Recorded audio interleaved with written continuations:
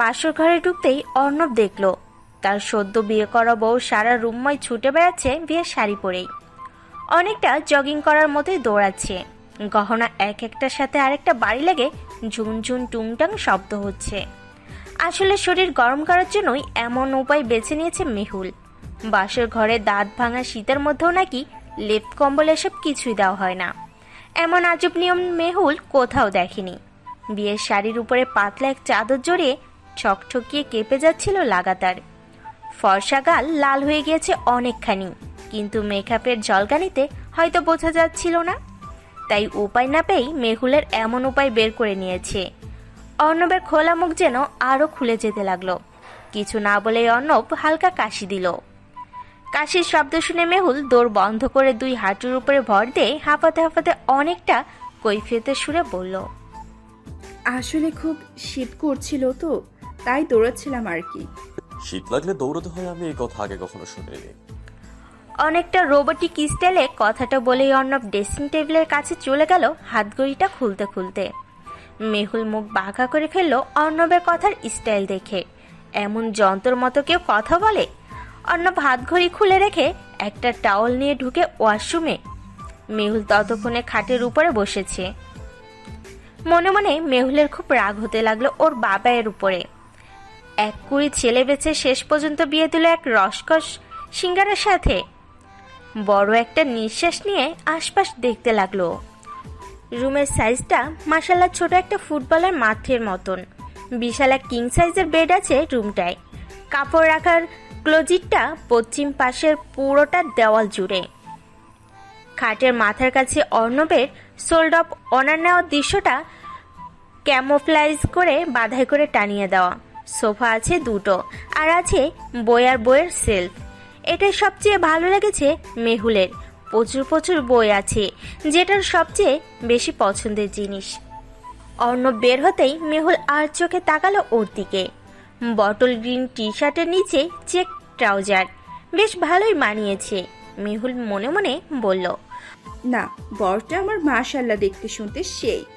এখন গুঁড়ো দায়িত্ব হলো এই গাধাটারি পিটিয়ে মানুষ বানাতে হবে। অর্ণব মুখ মুছতে মুছতে বলল, অনেক রাত হয়েছে, ড্রেস চেঞ্জ করে ঘুমিয়ে পড়ো। একটা হেল্প করতে পারবেন? মেহুল বেশ নিরুপায় স্বর করে বলল। অর্ণব বেশ অবাক হয়ে মেহুলের দিকে তাকালো, ধীর গলায় বলল, বলো কি হেল্প? আপনার একটা টি শার্ট ধার দিতে পারবেন?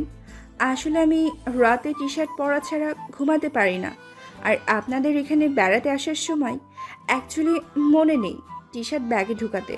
একশ্বাসে মেহুল কথাগুলো বলে থামলো। অর্ণবের মাথা যেন ভোর চক্কর দিতে শুরু করলো। প্রথমত বউ বাসর ঘরে দৌড়াচ্ছিল, তারপর চাচ্ছে টি শার্ট, তার উপরে আবার বলতেছে এ বাড়িতে বেড়াতে এসেছে। আল্লাহ, এ কি দেখে মা বিয়ে করালো ওকে? এ মেয়ে নাকি কোম্পানি জিএম? আচ্ছা, মেয়ে বদলে যায়নি তো আবার? না তো, তার কি করে হয়? ছবি আর আসল মানুষ সেমই তো মনে হচ্ছে। এসব চিন্তা করতে করতে অর্ণবের মাথা ঘোরানি আরো বেড়ে গেল। মেহুল বেশ অবাক হয়ে বলল, মেজর সাহেব, আমি তো খালি টি শার্ট চেয়েছি। আপনি তো মুখের অবস্থা এমন করেছেন যেন আপনার ডান পাশের কিডনি চেয়ে ফেলেছি। না, তেমন কিছু না, আমার টি শার্টটা তোমার অনেক বড় হবে। অতি দোষ হবে না, আপনি দেন তো মেজর সাহেব। আমি মেজর না, সেকেন্ড লেফটেন্যান্ট কমান্ডার। অর্ণব মুচকি হেসে বলল। মেহুল এবার সশব্দে হাসতে হাসতে বলল, যেই লাউ সেই কুদু, আমি তো মেজর সাহেবই বলবো। অর্ণব আর কথা না বাড়িয়েই টি শার্ট বের করে মেহুলের হাতে দিল। মেহুল দু হাতে শাড়ি উঁচিয়ে সোজা চলল ওর কাপড়ের টলির কাছে। খুঁজে খুঁজে টলি থেকে একটা স্কার্ট বের করে নিয়ে চলো ওয়াশরুমের সামনে। তারপর গা থেকে গহনা খুলতে খুলতে ও অর্ণবকে বলল, আপনি একটু রুম থেকে বের হন তো। মানে? অর্ণব চূড়ান্ত অবাক হয়ে প্রশ্ন করল। এবার মেহুল বেশ লজ্জায় পড়ে গেল। গালের চারপাশে রক্তিম আভা জমতে শুরু করলো, কিন্তু উপায় না পেয়ে বলেই ফেলল, শাড়ি খুলবো, ওয়াশরুমে খুললে ফ্লোরে পড়ে ভিজে যেতে পারে। অর্ণব বেশ জোরে জোরে নিঃশ্বাস ফেলল। এতক্ষণে ওর বোঝা হয়ে গেছে এ তো মেয়ে না, আস্ত একটা বোমা, যখন যেখানে খুশি ফাটতে পারে। অর্ণব আর কথা না বাড়িয়েই সোজা চলে গেল রুমের বাইরে। বাসার ড্রয়িং রুমে তখনও তুমুল আড্ডা চলছে, সাথে আছে ছোট পুপড়ার হাতের জম্পেশ চা। অর্ণবের একবার মনে হলো ও নিচে যেয়ে সবার সাথে আড্ডা দেবে। পরক্ষণে আইডিয়াটা ক্যান্সেল করে দিল, কারণ হোক না হোক আজকে ওর বাসর রাত। এখন নিচে গেলে শুধু হাজার না কোটি প্রশ্নের মুখোমুখি হতে হবে ওকে। আর সবচেয়ে বেশি সমস্যা হচ্ছে দিদুনকে নিয়ে। তার মুখের ভাষা শুনলে কানের পোকা পর্যন্ত পড়ে যায়। অর্ণব বাইরে দাঁড়িয়ে ফোনের স্ক্রিনের দিকে তাকিয়ে রইল। মায়াবী এক মুখের মুখচ্ছবি সেইখানে। ওর মুখের চোয়ালটা আরো শক্ত হয়ে গেল। ছবিটা ডিলিট করে চুপ করে দাঁড়িয়ে রইল বেশ কিছুক্ষণ। এর মধ্যে হঠাৎই পিছন থেকে অর্ণবের ছোট ফুপু বেনুর গলার আওয়াজ পাওয়া গেল। মানে ছোট ফুপু সিঁড়ি দিয়ে উপরে উঠছেন। অর্ণবের শীতের মধ্যেও ঘামতে লাগলো। ছোট ফুপু যদি এই অবস্থায় অর্ণবকে রুমের বাইরে দেখেছেন তো কালকে সকালে আর মুখ দেখাতে হবে না কাউকে। প্রত্যেকের মুখে রসালো কাহিনী থাকবে। ও উপায় না পেয়ে দরজায় টোকা দিল কয়েকবার, কিন্তু ভেতর থেকে কোনো সাড়াই পেল না। এবার ছোট ফুপু আসে তার আগেই ও দরজা লক করে মোচড় দিতেই লক খুলে গেল। মেহলোর পাতলা চাদরটা গায়ে দিয়েই ঘুমিয়ে পড়েছে, কিন্তু শীতে বারে বার কেঁপে উঠছে। অর্ণব এসিটা ওয়াম মোডে দিয়ে বারান্দায় যেয়ে সিগারেট ধরালো। সিগারেটের ধোয়ার সাথে সাথে নিজের কষ্টটুকু উড়িয়ে দেয়। ও নিজেরই বিশ্বাস হচ্ছে না এত কিছুর পরও বিয়েটা করে ফেলেছে। আর করার জন্য না, দিদুনের জন্য মেহুলকে না দেখেই ও বিয়ে করেছে। না হলে হয়তো এই জীবনে বিয়ে নামক জিনিসটা ওর লাইফে আসতো না। ঘরের ঘড়ির দিকে তাকিয়ে দেখলো প্রায় 2টো ছুঁই ছুঁই করছে ঘড়ির কাঁটাটা। বারান্দায় রাখা অ্যাস্ট্রেতে সিগারেটের পোড়া অংশটুকু গুজে দিয়ে রুমে আসতেই অর্ণবের চোখ পড়ল ঘুমান্ত মেহুলের মুখের দিকে। বেশ অবাক হয়েই মেহুলের দিকে তাকিয়ে রইল। এত এত মেকআপ করেছিল মেয়েটার মুখে যে আসল সৌন্দর্যটুকু বোঝাই যাচ্ছিল না। গোলগাল ফর্সা ধপধপে মুখের বাঁ পাশের গালে বেশ বড় একটা তিল। চোখ দুটো বুজে আছে, তারপরও যেন মনে হচ্ছে টলটলে দিঘির পানিতে ভাসতেছে। মেয়েটার পাতলা ঠোঁটে এখনো লিপস্টিক লেগে আছে। ঠোঁটগুলো দেখলেই মন চায় একটু ছুঁয়ে দিতে। অর্ণবের টি শার্টটা পরে ঘুমিয়েছে মেহুল, কিন্তু অনেক বড় হয়েছে ওর। প্রায় হাঁটুর কাছে নেমে এসেছে। হাতাগুলো কোনোই ছুঁই ছুঁই করছে, বাচ্চাদের মতন বেঘুরে ঘুমাচ্ছে। এবার অর্ণবের একটা বেশ ভালোই সমস্যা হলো। ওর বিছানা ছাড়া ঘুমোতে পারে না মোটেও। আবার মেহুল বিছানায় শুয়ে আছে, কি করবে কি না করবে সেটাই বুঝতে পারছে না। অর্ণব মনে মনে ভাবলো, বিছানা তো অনেক বড়, এক পাশে শুয়ে পড়ে মাঝে কোলবালিশ দিলে সব সমস্যাটাই মিটে যাবে। অর্ণব মাঝে কোলবালিশ দিয়ে আস্তে করে চোখ বন্ধ করতেই রাজ্যের ঘুম এসে ভর করলো ওর চোখে। প্রচুর পরিশ্রম গিয়েছে এই কয়েকদিনে ওর, তাই নিদ্রা দেবী চোখে ভর দিতে বেশ সময় লাগালো না। পরের দিন সকালে অর্ণবের ঘুম ভাঙতেই ও বেশ কিছুক্ষণ চুপ করে রইল। ঘুম ভেঙেছে একটা কারণে, কিন্তু কি কারণ সেটাই ও বের করতে পারছে না। চোখ মেলে পাশে তাকাতেই ওর বুকের ভেতর কি যেন জোরে খামচে ধরার অনুভূতি হলো। ও দেখলো মেহুল বাচ্চাদের মতন করে ওর বুকের সাথে আষ্টে পিষ্টে লেগে ঘুমিয়ে আছে। শুধু আষ্টে পিষ্টে লেগেই নেই, সে কি করে যেন অর্ণবের টি শার্টের মধ্যে ঢুকে ঘুমিয়েছে। এর মধ্যে অর্ণব টের পেল দরজাতেই অলরেডি ঢাকির ঢোল পিটানোর মতন কারা যেন টোকা দিয়ে শুরু করেছে। এবারও একরকম দিশারা হয়ে গেল। মেহুলকে আস্তে আস্তে ডাকা শুরু করলো। আরে মেহুল, মেহুল ওঠো তাড়াতাড়ি। আরে ওঠো পরে, আগে আমার টি শার্ট থেকে বের হো তাড়াতাড়ি। কিন্তু মেহুলের জন্য কোনো ভাবান্তরই হলো না। ও আরো শক্ত করে জড়িয়ে ধরলো অর্ণবকে। ঘুমালি নাকি মেয়েদের মায়াবতী লাগে, আর মেহুলের মধ্যে তো মায়া যেন উপচে পড়ছে। অর্ণবের বুকের উপরে মেহুলের উষ্ণ শ্বাস পড়ছে। হঠাৎ ওর যেন সারা শরীরে এক অন্যরকম আবেশ ছড়িয়ে পড়ল। অর্ণবের মনে হলো থাকুক না আর একটু সময় বুকের মধ্যে, মন্দ তো লাগছে না। কিন্তু দরজা ভাঙার মতন করে যে হারে আঘাত করছে, তাতে দরজা না খুললে ভাঙতে বেশি সময় লাগবে না বাইরের পার্টিদের। এত শব্দের মধ্যে মেহুল যে কি করে ঘুমিয়ে আছে সেটাই বুঝতে পারছে না অর্ণব। যাই হোক, খুব কসরত করে টি শার্ট থেকে ওর নিজেই বেরিয়ে এলো। খালি গায়ে চলল দরজা খুলতেই যেন অর্ণব এক বিশাল স্রোতের মুখে পড়ল। গলগলিয়ে পানি ঢোকার মতো এক ঝাঁক মানুষ ঢুকে পড়ল ওর রুমে। মেহুল তখনও ঘুমে বিভোর। স্কার্টটা হাঁটুর উপর উঠে আছে ওর। টি শার্টের অবস্থা বেশি সুবিধার না। অর্ণব বেশ লজ্জায় পড়ল। ওর ফুফাতো বোন সোহেলি ওদের বাসা থেকেই পড়ে।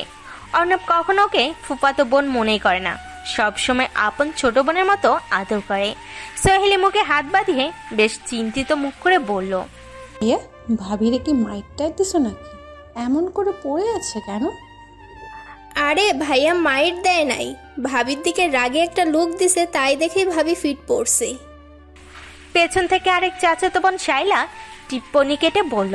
শাইলার ছোট বোন শারমিন আরেক কাঠি বাড়িয়ে সে বলল, আরে ভাইয়া কান্দে না রে, ভাইয়ার চেহারাই এমন, ভাইয়া নর্মাল ভাবে তাকানোই রাগি রাগি আর কি, ভাবি নতুন তো তাই অভ্যাস হয়নি আর কি। থাপ্পড় দিতে তোদের সবগুলো দাঁত একদম ফেলে দিব। বেশি পাক না হয়েছিস না, সোজা নিয়ে গিয়ে প্যারেড গ্রাউন্ডে নীল ডাউন করে দাঁড়িয়ে রাখবো, এই বলে দিলাম। অর্ণব বেশ রাগী স্বরে বলল। সোহেলি বিটলা মার্কা হাসি দিয়ে বলল, ভাইয়া, আমরা তোমার সৈনিক না, বুঝেছো? বেশি করলে নানুমণিকে বলে দেব, তখন বুঝবে কত ধানে কত চাল। এবার অর্ণব নরম হলো। দেখ, আমি অনেকবার দেখেছি তোদের এই গ্যাং এর সদস্যকে, বাট আই এম ফ্যান। এখন দেখ তোরা পারিস নাকি। এই বলেই অর্ণব চলল ওয়াশরুমের দিকে। মাঝ পথে দরজায় এসে হাজির হলো ওর বড় ভাবি ডেইজি। এতগুলো বাচ্চা কাচ্চা রুমে দেখে বেশ বিরক্ত হয়ে বললেন, সাত সকালবেলা পোলা পাইনের দল সব এখানে কি করিস? যা যা সবগুলো বের হ রুম থেকে। অর্ণব এবার হাঁপ ছেড়ে বাঁচলো। বড় ভাবি এসেছে মানে সব মুশকিল আসান হয়ে যাবে। এত হইচই শুনে মেহুল চোখ ডলতে ডলতে খাটের উপরে উঠে বসলো। ওর বড় সমস্যা হলো ঘুম থেকে উঠলে বেশ কিছু সময় ও যেন জিরো হয়ে যায়, মাথায় কাজই করে না। আশেপাশে চোখ ঘুরিয়ে দেখতে দেখতে ভাবলো আসলে ও আছেটা কই। সোহেলি, শাইলা আর শারমিনের শত ইচ্ছা থাকলেও বড় ভাবি সোজা বের করে দিল রুম থেকে। মেহুলকে উঠতে দেখে খাটের উপরে যেয়ে বসলো, তারপর ধীরে ধীরে বলল, যাও মেহুল, উঠে ফ্রেশ হয়ে রেডি হয়ে নাও, সবাই অপেক্ষা করতেছে তোমার জন্য নাস্তার টেবিলে। আচ্ছা, আপনি কে? আমি আছিটা বা কোথায়? মেহুলের প্রশ্ন শুনে বড় ভাবি হাসতে শুরু করলো, তারপর মাথায় হাত বুলিয়ে বলল, তুমি তোমার বাড়িতেই যাও, যে ফ্রেশ হয়ে নাও। এইটুকু বলেই বড় ভাবি দরজা টেনে দিয়ে চলে গেল। মেহুলের এলোমেলো চুলে আঙ্গুল বোলাতে বোলাতে মনে করতে চেষ্টা করলো যে ও আছেটা কই। এমন সময় অর্ণব বেরিয়ে এলো ওয়াশরুম থেকে। ওকে দেখে মেহুলে মনে পড়লো, আরে ওর তো কালকে বিয়ে হয়েছে, আছে শ্বশুর বাড়ি। এমন সময় হঠাৎ ওর চোখ পড়লো অর্ণবের উপরে। ভেজা চুলের আগায় শিশিরের মতন পানি জমে আছে। টাওয়ালটা নাভির বেশ খানিকটা নিচে জড়ানো। বুকের ভেজা পশমগুলো লেপটে আছে বুকের সাথে।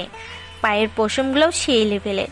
পেটানো শরীর যেন চোখ ফেরাতে পারছে না মেহুল। অর্ণব মাথা মুছতে মুছতে বলল, তাড়াতাড়ি রেডি হয়ে নেয়, অদিদুল তাড়াতাড়ি খাবার খায়, দেরি হলে কিন্তু ঝামেলা। মেহুল সোজা ওয়াশরুমে ঢুকে বেসিনের সামনে দাঁড়ালো। চুলগুলো কেমন জানি কারেন্টের শর্ট খাওয়া মানুষের মতন দেখাচ্ছে। বারবার ওর বাবাকে বলেছিল পার্লারে সাজার দরকার নেই, কিন্তু কিসের কি, পার্লারে না সাজলে নাকি মান সম্মান থাকে না। তাই মান সম্মান রাখতে যে চুল কারেন্টের শর্ট খাওয়া মানুষের মতন হয়ে গেছে। তাড়াহুড়ো করে ব্রাশে পেস্ট লাগিয়ে ফ্রেশে বের হলো মেহুল, কিন্তু রুমে এসেই দেখে অর্ণব নেই। তাই টি শার্ট খুলে ও ব্লাউজ পরে নিল। পেটিকোট পরে শাড়িটা হাতে নিতেই মেহুলের পেটের মধ্যে মোচড় দিতে আরম্ভ করলো ভয়ে। আসলে ও তো কখনো পরেনি শাড়ি একা একা, এখন কি হবে? বড় বড় ঢোক গিলতে লাগলো। এমন সময় অর্ণব এসে হাজির রুমে। মেহুল শাড়ি বুকের কাছে চেপে ধরে নিজেকে আড়াল করার চেষ্টা করতে লাগলো।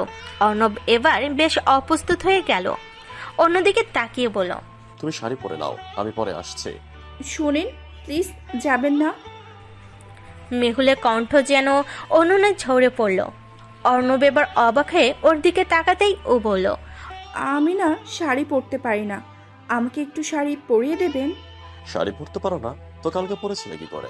অর্ণব বেশ অবাক হয়ে প্রশ্ন করলো। এবার মেহুল চোখ মুখ কুঁচকে বলল, লেফট রাইট বলতে বলতে মেজর সাহেবের কমন সেন্স মুখ দিয়ে বের হয়ে গেছে, তাই না? কালকে শাড়ি পার্লার থেকে পরেছিলাম, আজকে আপনি পরিয়ে দিবেন। আমি তো শাড়ি পরাতে পারি না। ইন্টারনেট নামক একটা জিনিস আছে, ওখান থেকে দেখে দেখে পরিয়ে দেন। আচ্ছা, দেখছি আমি কি করা যায়।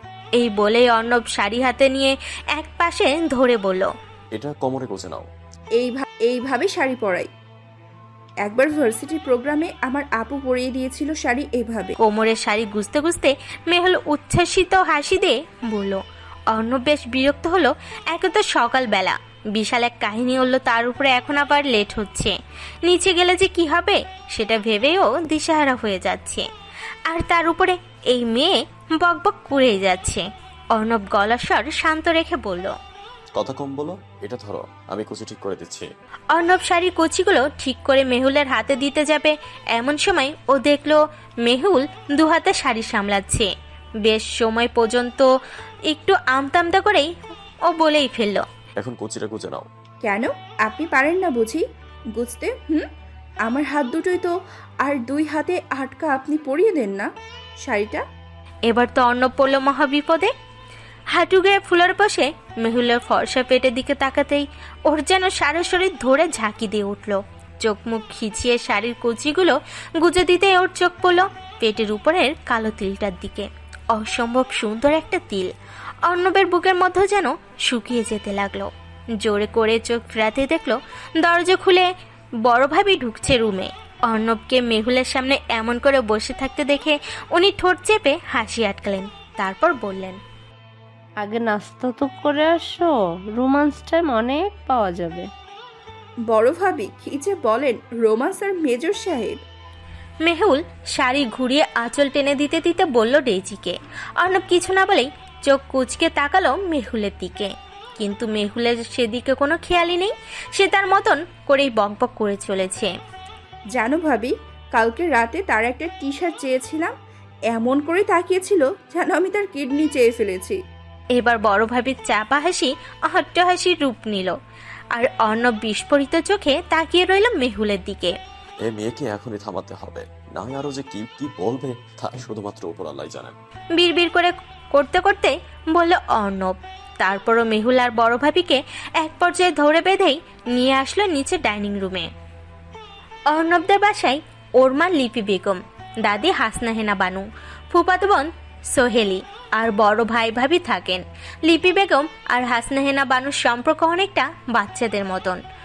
দুজন দুজনের পেছনে লেগে থাকেন, আবার একজন একজনকে ছাড়া যেন থাকতেই পারে না।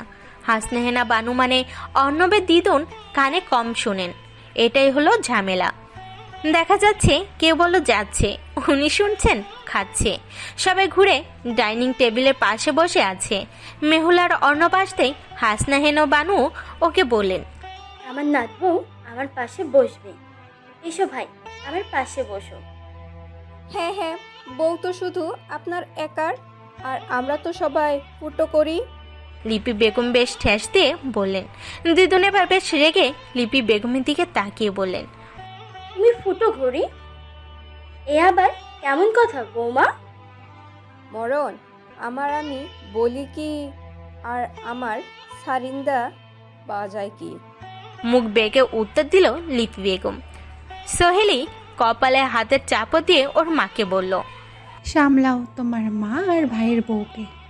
সারাদিন আমি আর ভাইয়া না যত ঝগড়া করি, এই বউ আর এই শাশুড়ি তার থেকে বেশি ঝগড়া করে। আরে এটা ওনাদের খুনসুটি, বুঝবি না তুই। বেনু হাসতে হাসতে উত্তর দিল। বড় ভাবি তার শাশুড়ি আর দাদি শাশুড়ির মধ্যে কথা কাটাকাটি করতে থামাতে বলল, মা দিদুন অনেক হয়েছে, এবার দুজনে খাওয়া শুরু করেন। মেহুল তুমিও খাও, অর্ণব আর কিছু দেব তোমাকে? অর্ণব উত্তর দেওয়ার আগেই টের পেল অর্ণবের হাঁটুর উপরে হাসনা হেনা বানু হাত দিয়ে শক্ত করে চেপে ধরে রেখেছেন। অবাক হয়ে ও হাসনা হেনা বানুর দিকে তাকাতেই উনি ফিসফিসিয়ে বলল, কিরে নাতবু কেমন? ঠিক তোমার মতন। পাউরুটি চাবাতে চাবাতে উত্তর দিল অর্ণব, কিন্তু হাসনা হেনা বানু খেকিয়ে উঠলেন বেশ জোরেই। তোর সাহস তো কম না, আমার নাতবই তুই জামাই মতন বলিস? ওরে দিদুন, জামার মতো বলিনি, বলেছি তোমার মতন। এবার অর্ণব বেশ জোরেই বলে উঠল। দাদি নাতনির এই অবস্থা দেখে মেহুল হাসতে লাগলো মুখ চেপে চেপে। হাসনা হেনা বানু এবারও রেগে গেলেন। তুই এত জোরে কথা কেন বলতেছিস? আমি কি কালা নাকি যে কানে শুনি না। এবার সোহেলি হাসতে হাসতে বলল, লও ঠেলা। চালুনি সুরে জিজ্ঞেস করে তার পেছনে কত ফুটা। নানুমণি জিজ্ঞেস করে সে কালা না কি। এমন হাসি মজার মধ্যে শেষ হলো ওদের নাস্তা। খাওয়া শেষে অর্ণব চলল ওর রুমে।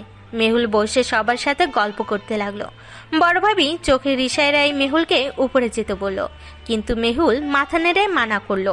এবার বড় ভাবি ফিসফিস করে বলল, আমার দেবরটা কতক্ষণ ধরে অপেক্ষা করতেছে, আর তুমি কি না এখানে আড্ডাবাজি করতেছো? যাও বলছি, তাড়াতাড়ি উপরে যাও। শোনো ভাবি, তোমার দেবর আমারে দেখলেই চোখ বড় বড় করে তাকিয়ে থাকে, যেন আমি মায়ানমারের বর্ডার গার্ড। আমারে দেখলে কেমন কেমন করে জানি। মেহুল ঠোঁট উল্টে বিচারের মতন করে বলল। বড় ভাবি এবার হাসি আটকে পড়ল। দুই দেশের বর্ডার গার্ডদের মধ্যে সন্ধি চুক্তি স্বাক্ষর করার ব্যবস্থা করে যাও। অগত্য উপায় না পেয়ে মেহুল চলল অর্ণবের কাছে। অর্ণবকে আমি না পেলে আর কারোরই হতে দিব না। প্রচণ্ড আক্রোশের সাথে ঝিলমিল ফুলদানিটা ভেঙে ফেলল টেবিলের উপর থেকে নিয়ে। আতিক সাহেব এবার নিরুপায় হয়ে গেলেন। মেয়েকে শান্ত করার জন্য বললেন, ঝিলমিল প্লিজ থামবি তুই। এমন করার কোনো মানে হয় না। অর্ণব অনেক ট্রাই করেছিল তোকে মানানোর, কিন্তু তোর জিদে তুই অটল ছিলি। হ্যাঁ ছিলাম, কিন্তু আমি শুধু এটাই জানি অর্ণব শুধু আমার। চিৎকার করে বলল ঝিলমিল। নিজেকে খুব অসহায় মনে হতে লাগলো আতিক সাহেবের। মেয়ের এই বেপরোয়া হওয়ার পিছনে সম্পূর্ণ দায়ভার যে শুধুই তার। একমাত্র মেয়ে বলে ঝিলমিলকে কখনো সে কিছুতেই বাধা দেয়নি। যা করেছে মেয়ে তাতে সে সায় দিয়ে গেছে। কিন্তু আজ খুব আফসোস হচ্ছে, যদি একটু শাসন করত তাহলে মেয়েটা হয়তো উচ্ছন্নে যেত না। ঝিলমিল পাগলের মতো কাঁদছে। আজকে মনে হচ্ছে আসলে ওর লাইফ থেকে ভালোবাসার মানুষটা হারিয়ে ফেলেছে ও। খুব মনে পড়ছে ওর শেষের দিনটার কথা, যেদিন অর্ণব ঝিলমিলের হাত ধরে বারবার অনুরোধ করেছে ও যেন ফিরে আসে অর্ণবের লাইফে। কিন্তু সেদিন ওর কাছে সাদামাটা অর্ণবকে মোটেও যোগ্য মনে হয়নি। 4 বছরের রিলেশন এক মুহূর্তেই ছেটে ফেলেছিল ও। সামনে ছিল রঙিন দুনিয়ার হাতছানি। আর যে আবার ওর মনে হচ্ছে অর্ণব ছাড়া ওর জীবনে ওর কাউকে প্রয়োজন নেই, শুধু অর্ণবকেই দরকার ওর। চোখ মুছে উঠে দাঁড়ালো ঝিলমিল। অর্ণবকে যে ওর চাই, যে করেই হোক অর্ণবকে ওর পেতেই হবে। ফোন হাতে নিয়ে ঘুরে দাঁড়ালো আতিক সাহেবের দিকে। বাবা, অর্ণবকে না পেলে আমি মরে যাব। এখন তুমি সিদ্ধান্ত নিবে, মেয়েকে চাও কিনা। এটুকু বলেই ঝিলমিল গাড়ির চাবি নিয়ে বেরিয়ে গেল। মেহুল দরজা একটুখানি ফাঁকা করে মাথা ঢুকিয়ে দিল রুমের মধ্যে। খাটের উপরে বিশাল এক কম্বল। অর্ণবকে কোথাও দেখা যাচ্ছে না। মেহুল পা টিপে টিপে রুমে ঢুকতেই হঠাৎ শাড়ির কচিগুলো কিভাবে যেন কলার খোসার মতো ওর পায়ের নিচে চলে এলো। কুচিতে টান পড়াই কোমর আপনা ইচ্ছাতেই বাঁকা হয়ে এলো। মেহুল দেখলো ফ্লোরের টাইলসগুলো যেন ওর কাছে এগিয়ে আসতে লাগলো। ভয়ে চোখ বন্ধ করে হাত সামনের দিকে এগিয়ে আসতেই টের পেল হাতের নিচে শক্ত আরেকটা হাত। চোখ খুলতে দেখলো অর্ণব পেছন থেকে জড়িয়ে ধরে আছে ওকে। মেহুলকে সোজা করে দাঁড় করিয়ে বেশ রাগি রাগি দৃষ্টিতে তাকিয়ে রইল। মেহুল অনেকটা কৈফিয়ত দেওয়ার ভঙ্গিতে পড়ল। আসলে হয়েছে কি, পড়ে যাওয়াটা আমার একটা বিশাল ঐতিহ্য আর কি। আমি সবখানে গেলেই পড়ি। একবার অফিসে সবার সামনে পড়ে গেছিলাম মিটিং রুমে। অর্ণব আবার অবাক হয়ে তাকালো মেহুলের দিকে। এই মেয়ের সাথে কি করে সংসার করবে ও? অর্ণবের কাছে যেন ব্যাপারটা ভীষণ ইম্পসিবলের মতো মনে হচ্ছে। মেহুলের শাড়ি অর্ধেক খুলে গেছে। শাড়িকে অনেকটা দুলামুচি করে ধরে অপ্রস্তুত ভঙ্গিতে দাঁড়িয়ে আছে ও। অর্ণব যে আবার বারান্দাতে দাঁড়ালো। মেহুল পা টিপে টিপে ক্লোজিটের সামনে দাঁড়িয়ে ভাবতে লাগলো পরবে কি, সালোয়ার কামিজ নাকি টি শার্ট আর ট্রাউজার। ভাবলো বেশ কিছুক্ষণ তো আছে, দুপুরের গোসলের পরেই সালোয়ার কামিজ পরে নেবে, এখন টি শার্ট পরুক। অর্ণবকে ডাকতে যেও থেমে গেল মেহুল। ওর কাছে টি শার্ট চাইলে যে হারে চোখ বড় করে, কখন জানি চোখ কৌটো থেকে বেরিয়ে টুপ করে খুলে নিচে পড়ে যায়। কালকে রাতে অর্ণব যে ক্লোজিট থেকে বের করেছিল টি শার্ট, সেই পাল্লাটা ধরে টান দিতেই দেখলো থরে থরে টি শার্ট ভাঁজ করে রাখা। অফ হোয়াইট কালারের একটা টি শার্ট নিচ থেকে টান দিতেই মেহুলের সামনে ফুলের একটা ছবি উড়ে যেয়ে পড়লো। মেহুল শাড়িটা হাতে নিয়েই নিচু হয়ে ফুলোর থেকে ছবিটা তুলে নিল। একটা পুতুলের মতো মেয়ের সাথে অর্ণবের হাস্যোজ্জ্বল ছবি। মেহুল বেশ অবাক হলো, অর্ণব এত সুন্দর করে হাসতেও পারে। আচ্ছা, সাথে মেয়েটাকে বন্ধু হবে হয়তো। এসব ভাবনার মধ্যেই থাকতে থাকতে মেহুল চোখের কোণা দিয়ে দেখলো অর্ণব আসছে। তাড়াতাড়ি ছবিটা যেখানে ছিল সেখানেই ঢুকিয়ে রেখে টি শার্টটা হাতে ক্লোজেট থেকে বেরিয়ে এলো। তুমি এখানে কি করো? অর্ণব অবাক হয়ে প্রশ্ন করলো। মানুষ কলেজেটে কি করে? মাছ তো আর ধরে না, কাপড়ই বের করছিলাম। কথার সোজা উত্তর একটাও দিতে পারো না, তাই না? জন্মই হয়েছিল উল্টো, তাই এই অবস্থা। এই বলে মেহুল বাচক টিপ দিল। অর্ণব বিয়ে করে বলল। বোঝাই যাচ্ছে উল্টা পয়দা হয়েছিল, বলার কি দরকার? মেহুল কথা না বাড়িয়ে ড্রেস চেঞ্জ করতে চলে গেল। আর অর্ণব বসলো বই নিয়ে। মাথাটা ঠান্ডা করতে হবে ওর। এই মেয়ের সাথে কি করে যে বাকি জীবন কাটাবে সেটাও নিজেও জানে না। তবে মেহুলের একটা জিনিস ওকে খুব আকর্ষণ করেছে, সেটা হলো মেহুলের ছেলে মানুষই। মেয়েটা আসলেই প্রকৃতির মতো উচ্ছল। অর্ণব বই খুলে গভীর চিন্তায় ডুব দিল আবার। মেহুলকে এত এত ভালো লাগছে কেন ওর? মাত্র এক রাতের পরিচয়ে মনে হচ্ছে মেয়েটা কতদিনের পরিচিত, কত আপন। কিন্তু এমন কি হওয়ার কথা ছিল? ওর জীবনে ভালোবাসার তলানিটুকু তো অবশিষ্ট নেই। সবটুকু ভালোবাসা উজাড় করে দিয়েছিল একজনকে, কিন্তু সে ভালোবাসার মূল্য সে পায়নি। যদি এখনো আবার সেই রকম কিছু হয়ে যায়। চিন্তায় ঘর থেকে বেরিয়ে এসে অর্ণব দেখল মেহুল গরুর মতন চার হাত পায়ে সারা ফুলরময় ঘুরে বেড়াচ্ছে। মাথা একবার এদিক দোলাচ্ছে তো আরেকবার ওই দিক দোলাচ্ছে। এবার যেন অর্ণবের হার্টবিট মিস হবার জোগাড়। মেহুলের ঢোলা ঢালা টি শার্টের উপর থেকে বুকের উপরের অনেকখানি চোখে পড়ছে। অর্ণবের চোখ যেন আটকে আছে সেই উন্মুক্ত বুকের দিকে, নিজেকে যেন ফেরাতে পারছে না। ঠিক এমন সময় মেহুল সোজা হয়ে দাঁড়াতেই চোখ পড়ল অর্ণবের দিকে। ওকে এমন হাঁ করে তাকিয়ে থাকতে দেখে প্রথমে অপ্রস্তুত হলেও পরে বেশ দুষ্টামির এক হাসির ঝিলিক দিল ওর ঠোঁটের কোণে। ঘুরে দাঁড়িয়ে পড়ল। মেজর সাহেব, শো শেষ? অন্তত এখন মুখটা বন্ধ করুন। তুমি গরুর মতো অমন চার হাত পা উবু করে কি করছো? অর্ণব বেশ কড়া সরেই প্রশ্ন করলো। মেহুল বিছানায় উঠতে উঠতে বলল। গড়ে গড়ে খেলছিলাম, কিন্তু আফসোস আমি গরু সেজেছিলাম ঠিকই, কিন্তু আপনি আমার পিঠে উঠলেন না। এটুকু বলেই মেহুল দুলে দুলে হাসতে লাগলো। মেয়েটা আসলে একটু তারসিরা, কিন্তু অর্ণব পুরোটাই উল্টো। ওর কাছে লাইফ মানেই সিরিয়াস কিছু।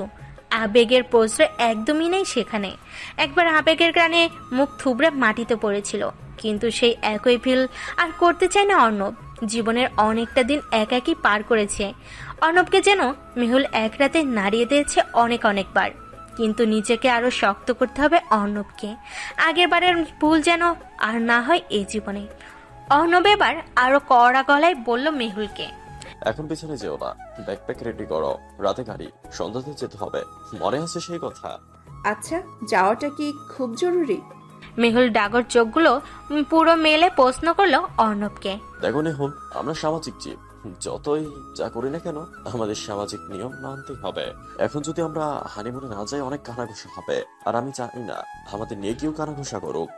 সমাজের কথায় যদি নিজের মনটাকেই মেরে ফেলতে হয়, তাহলে সেই মন বা সমাজের মূল্য কোথায়?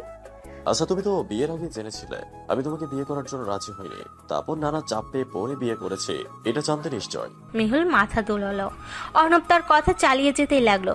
তুমি শিক্ষিত, স্মার্ট, স্বাবলম্বী একটা মেয়ে, তো তুমি এগুলো জানার পরে আমাকে কেন বিয়ে করলে? না করে দিতে পারতে। আব্বুর মুখের দিকে তাকিয়ে না করতে পারিনি। মেহুল এবার বেশ গম্ভীর স্বরেই উত্তর দিল। অর্ণব চাপে এক হাসির সাথে বলল। একদম ঠিক পয়েন্টটা ধরেছ। দিদুন আমাকে অনেকদিন ধরে হানিমুনের প্ল্যানটা করেছে। দিদুনের কথা মনে করে হলেও আমাদের যাওয়া উচিত। আচ্ছা, আমি ব্যাগ প্যাক করে নিচ্ছি। আর হ্যাঁ শোনেন, অবশ্যই টি শার্ট বেশি করে নেবেন আপনার। হঠাৎ এমন কথা কেন? বারে আমি টি শার্ট ছাড়া। মেহুল আবার সেই মুগ্ধ একরাশ হাসি ছড়িয়ে উত্তর দিল। অর্ণব কিছু না বলে বই খুলে তাকিয়ে রইল।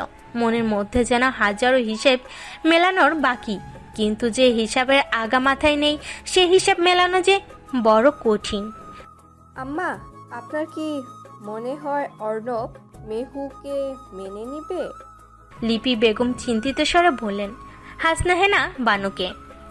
আচ্ছা, তুমি কেমন মা বলো তো লিপি? তোমার ছেলে তার বউকে কোলে নেবে না? কি করবে সেটা জেনে তোমার কি প্রয়োজন? লজ্জা শরম কি সব বাপের বাড়ি রেখে এসেছো নাকি? চাপা সারে উত্তপ্ত গলায় বলল হাসনাহেনা বানু। লিপি বেগম দাঁতে দাঁত পিষে বললেন, আম্মা, লজ্জা শরম বাপের বাড়ি রাখি নাই, নিজের বুদ্ধি রেখে আসছি বাপের বাড়ি। না হলে আপনার সাথে একত্রে থাকতাম কি করে? কালা বুড়ি একটা। শেষের কথাটা বেশ নিচু স্বরেই বলল লিপি বেগম। হাসনাহেনা বানু তাড়াতাড়ি বলল, এই, তুমি শেষের কথাটা কি বললে? আবার বলো তো, তাড়াতাড়ি বলো। আমি কিছু বলি নাই আম্মা, আপনি পান খান, পান। লিপি বেগম হাতের পানের বাটাটা শাশুড়ি মায়ের সামনে নামিয়ে রাখলো। হাসনাহেনা বানু আয়েশ করে ইজি চেয়ারে হেলান দিয়ে বসতে বসতে বলল, তা বৌমা, গান তো আমি গাইতেই পারি। এখন তো আমার গলাটা পুরো হয়ে গেছে।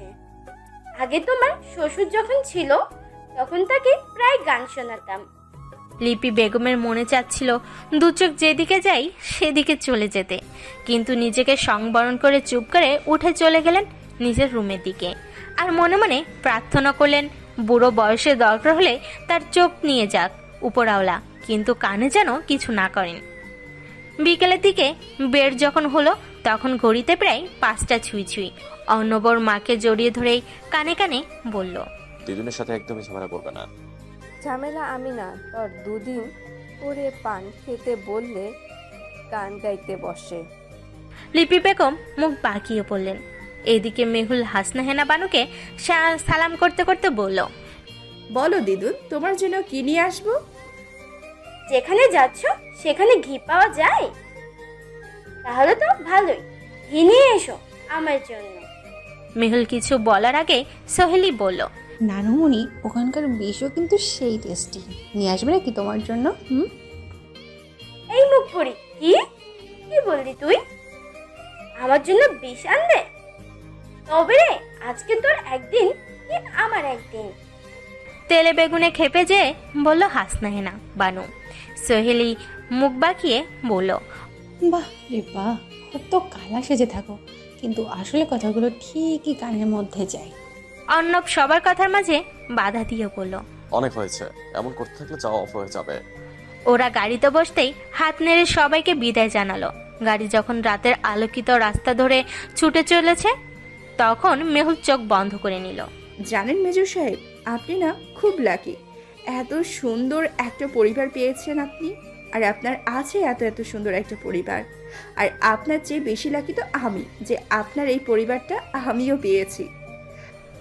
ওরা যখন কলা বাগান শ্যামলী কাউন্টারে পৌঁছালো তখন অলরেডি 6টা বেজে গেছে। গাড়ি কাউন্টারের সামনে দাঁড়ানো। দেরি না করে ওরা গাড়িতে উঠে বসলো। অর্ণব ছিটে বসে বেশ চিন্তিত ভঙ্গিতে পড়ল, এখানে এমন ঠান্ডা, ওখানে না কি অবস্থা হয়? মেহু, শীতের ভারী পোশাক হাতের কাছে রেখো। কিছু না বলে মেহুল চুপ করে বাইরের দিকে তাকিয়ে রইল। অর্ণবের মনে হলো এই মেয়েটার সাথে আর যাই হোক গাম্ভীর্য একদমই মানানসই না। গাড়ি ছেড়ে দিতেই অর্ণব হেডফোন কানে গুঁজে চোখ বন্ধ করে রইল। মেহুল চুপ করে বাইরের দিকে তাকিয়ে রইল। বাসের দুলনিতে কখন যে চোখ লেগে এসেছিল মেহুলের টেরই পায়নি। ঘুম ভাঙল উষ্ণ এক কোমল হাতের স্পর্শে। চোখ খুলেই দেখে বাস দাঁড়িয়ে আছে আর অর্ণবকে ডাকছে ফ্রেশ হওয়ার জন্য। বাস থেকে নিচে নামতেই মেহুল আর অর্ণবের মনে হলো ঠান্ডা একটা দেওয়ালে কঠিন ধাক্কা খেলো। ফোনের দিকে তাকিয়ে অর্ণব দেখলো রাত 11:30 বেজে গেছে। মেহুল তাড়াতাড়ি অর্ণবের ফোন হাতে নিয়ে দেখলো তাপমাত্রা 15 ডিগ্রি সেলসিয়াস শো করছে। বিশাল এক ঢোক গিলে মেহুল অর্ণবকে বলল, আচ্ছা, আমার চোখ গেছে না আপনার ফোন গেছে? এত টেম্পারেচার কমলো কি করে? মেহুলের কথা ধরন দেখে অর্ণব হেসে ফেললো। হাসতে হাসতে বলল, চোখ আর ফোন কেউ কারো কাছে যায় নাই। উত্তরবঙ্গে এমনি খুব বেশি ঠান্ডা পড়ে, আর আমরা এখন যেখানে যাচ্ছি সেখানে তো এমনিতেই মাইনাসে চলে তাপমাত্রা। এখন কথা না বাড়িয়ে চলো ফ্রেশ হয়ে খেয়ে নিই। ওদের গাড়ি এসে থেমেছিল বগুড়ার ফুড ভিলেজে। ওরা হাত মুখ ধুয়ে এসে গরম ধোয়া ওরা চা অর্ডার করলো। অর্ণব ফোনে কার কার সাথে যেন কথা বলতে লাগলো, আর মেহুল মনোযোগ দিয়ে অর্ণবকে দেখতে লাগলো। খোঁচা খোঁচা দাড়ি গজিয়েছে। ক্লিন সেভ করা অর্ণবের চাইতে এই খোঁচা খোঁচা দাড়িতে যেন বেশি মানিয়েছে। চুলগুলো পেছন থেকে একদম ছোট করা আর সামনে দিয়ে একটু বড়। কথা বলার সময় মাথা দুলিয়ে দুলিয়ে কথা বলাটাও বেশ লাগে মেহুলের। অর্ণব কথা শেষ করে মেহুলের দিকে তাকাতেই বেশ অবাক হলো। মেহুল অপলক দৃষ্টিতে ওকে দেখছে। এভাবে তাকিয়ে থাকতে দেখে ও বলল, আচ্ছা, একদিন দিনক্ষণ ঠিক করে আমাকে দেখো এইভাবে। এখন তাড়াতাড়ি খেয়ে নাও, গাড়ি ছেড়ে দিবে। লজ্জে মেহুলের গালে রক্ত জমল। ওদের গাড়ি যখন বাংলা বান্ধা পৌঁছালো তখন প্রায় 7:30 বাজে। বাইরে প্রচন্ড ঠান্ডা আর কুয়াশা, প্রকৃতি যেন শীতে জবুথুবো। মেহুল বাইরে বের হতে অনুভব করলো প্রকৃতি যেন এক স্নিগ্ধ কোমল পরশ ছড়িয়ে রেখেছে সারা জায়গায়। এখানে যেন বারবার হারিয়ে যাওয়া যায়। অর্ণব মেহুলকে বলল, বাংলাদেশের ইমিগ্রেশন 8টার দিকে খুলবে। এখন একটু হাত মুখ ধুয়ে চা খাবো, চলো। মেহুল আর অর্ণব ঘুরতে যেন আচমকা থেমে গেল দুজনেই। চোখের সামনেই এসে হাজির হলো কুচকুচে একটা কালো বিড়াল। মেহুল আর অর্ণব দুজনেই বেশ বিব্রত হলো। সাধারণ কালো বিড়ালকে অমঙ্গলের প্রতীক হিসাবে ধরা হয়, তাই বিড়ালকে হঠাৎ সামনে দেখে দুজনে বেশ ঘাবড়ে গিয়েছিল। অর্ণব এক নিঃশ্বাস ফেলে বলল, বিড়ালটা সামনে আসার আর সময় গেল না। বিড়াল তো আর আর্মি ট্রেনিং করে নাই যে তার সময় জ্ঞান সেই লেভেলের হবে। মেহুল কাঁধের ব্যাগটা হাতে নিয়ে চলল সামনের দিকে। বর্ডারের ইমিগ্রেশনের ফর্মালিটিস শেষ করে ওরা রওনা হলো ওদের গন্তব্যের উদ্দেশ্যে। অন্যবার মেহুল যখন SNT-তে পৌঁছালো তখন প্রায় সকাল 10টা বেজে গেছে। মেহুল চোখ কুচকে বলল, আচ্ছা, আমরা এখানে থামলাম কেন? বেগম সাহেবা, যেখানে যাচ্ছি ওটা তো আর আমার শ্বশুরের এলাকা না যে পারমিশন ছাড়াই চলে যাব। তাই এখানে এলাম পারমিশন নিতে। Welcome to Gangtok. মেহুলের খুব আগ্রহ ছিল সিকিম গ্যাংটকে যাওয়ার, তাই বিয়ের কথা ঠিকঠাক হতেই যখন হাসনা হেনা বানু ওকে জিজ্ঞেস করেছিল কোথায় যেতে চাই, তখন মেহুল নির্দ্বিধায় বলেছিল গ্যাংটক যেতে চাই। সেজন্যই হানিমুনে এখানে আসা। রাস্তার দুধারে বাজারে হরেক রকমের পসরা সাজিয়ে বসেছে দোকানিরা। আকাশের রংটা খুব ঘোলাটে, যেন এখনই বৃষ্টি নামবে ঝুপঝুপ করে, কিন্তু এটা মেঘ না, কুয়াশার আস্তরণ। মেহুল আরও শুনেছে সকালের প্রথম সূর্যের আলো যখন বরফ ছুঁয়ে যায় তখন চারিদিকে এক অদ্ভুত আলোর সৃষ্টি হয়। মেহুলের খুব ইচ্ছে সে আলোর খেলাটা দেখার। সিকিমে ঢোকার ইনার পারমিট নিয়ে ওদের গাড়ি যখন আবার ছাড়লো তখন প্রায় 3টা বেজে গেছে দুপুর। হোটেল থেকে ওরা খেয়ে একটু রেস্ট করে নিয়েছিল। অর্ণব চুপ করে বসে ঘোলা আকাশ দেখছিল আর বিরক্ত হচ্ছিল। কেমন জানি মরা মরা প্রকৃতি। মেহুল পিছন থেকে এসে অর্ণবের চোখ চেপে ধরতেই ওর নাকে এসে লাগলো মিষ্টি সুবাসিতা ঘ্রাণ। হাত ছাড়িয়ে ঘুরতেই অর্ণবের চোখে পড়ল মেহুল খিলখিল করে হাসতেছে। হাসি সামলাতে সামলাতে বলল, মেজর সাহেব, এত বিরক্ত কেউ হয়? মাঝে মাঝে মনে হয় আপনার নাম অর্ণব আহমেদ না হয়ে বিরক্ত আহমেদ হওয়া উচিত ছিল। একটু লেট হয়ে গিয়েছে আমার জন্মের পরে। হাকিকাত দেওয়ার আগে যোগাযোগ করা উচিত ছিল তোমার, তাহলে হয়তো নাম চেঞ্জ করতে পারতে। অর্ণব শান্ত স্বরে উত্তর দিল। মেহুল জবাবে কিছু না বলে শুধু হাসতেই থাকলো। মেহুল হাসলে যেন ওর সাথে চারপাশের প্রকৃতি হাসতে থাকে। অর্ণবের মনে হলো আকাশ দেখাচ্ছে মেহুলের হাসি দেখা অনেক শ্রেয়। গাড়ি আবার ছাড়তেই ওদের চোখ পড়ল পাহাড়ের সারি। এক পাশে খাড়া পাহাড়, অন্য পাশে খাড়া ঢাল। মেহুল একটু পরপর আটকে উঠতে লাগলো খাড়া ঢাল দেখে। ওদের গাড়ির ড্রাইভার এই সিকিমেরই বাসিন্দা, নাম সিধু পোকরা। মাথায় সিকিমের ঐতিহ্যবাহী টুপি। অর্ণব ভাঙ্গা ভাঙ্গা বাংলায় হিন্দি মিলে জিজ্ঞেস করলো, দাদাবাড়ি কই? দেখেন, আপনি ওনারে কিছু জিজ্ঞেস করবেন না প্লিজ। আপনার হিন্দি শুনে উনি অ্যাক্সিডেন্ট করতে পারেন। গাড়ির গদি খামচে ধরে বলল মেহুল। অর্ণব বেশ লজ্জা পেয়েও চুপ করে রইল। র্যাংপথে আসতে আসতে প্রায় সন্ধ্যা হয়ে গেল ওদের। তখন শীত খুব জাঁকিয়ে বসেছে। এখানে পাসপোর্ট আরও কিছু সিল নিয়ে আবার রওনা হলো। যখন গ্যাংটকের MG মার্গে ওদের হোটেলে এসে পৌঁছালো 8টা বেজে গেছে ততক্ষণে। আগারওয়ালা সুইট লজে ওদের নামিয়ে দিয়ে চলে গেল ড্রাইভার। অর্ণব মাফলারটা আরও উপরে উঠিয়ে নাক মুখ ঢেকে নিয়ে বলল,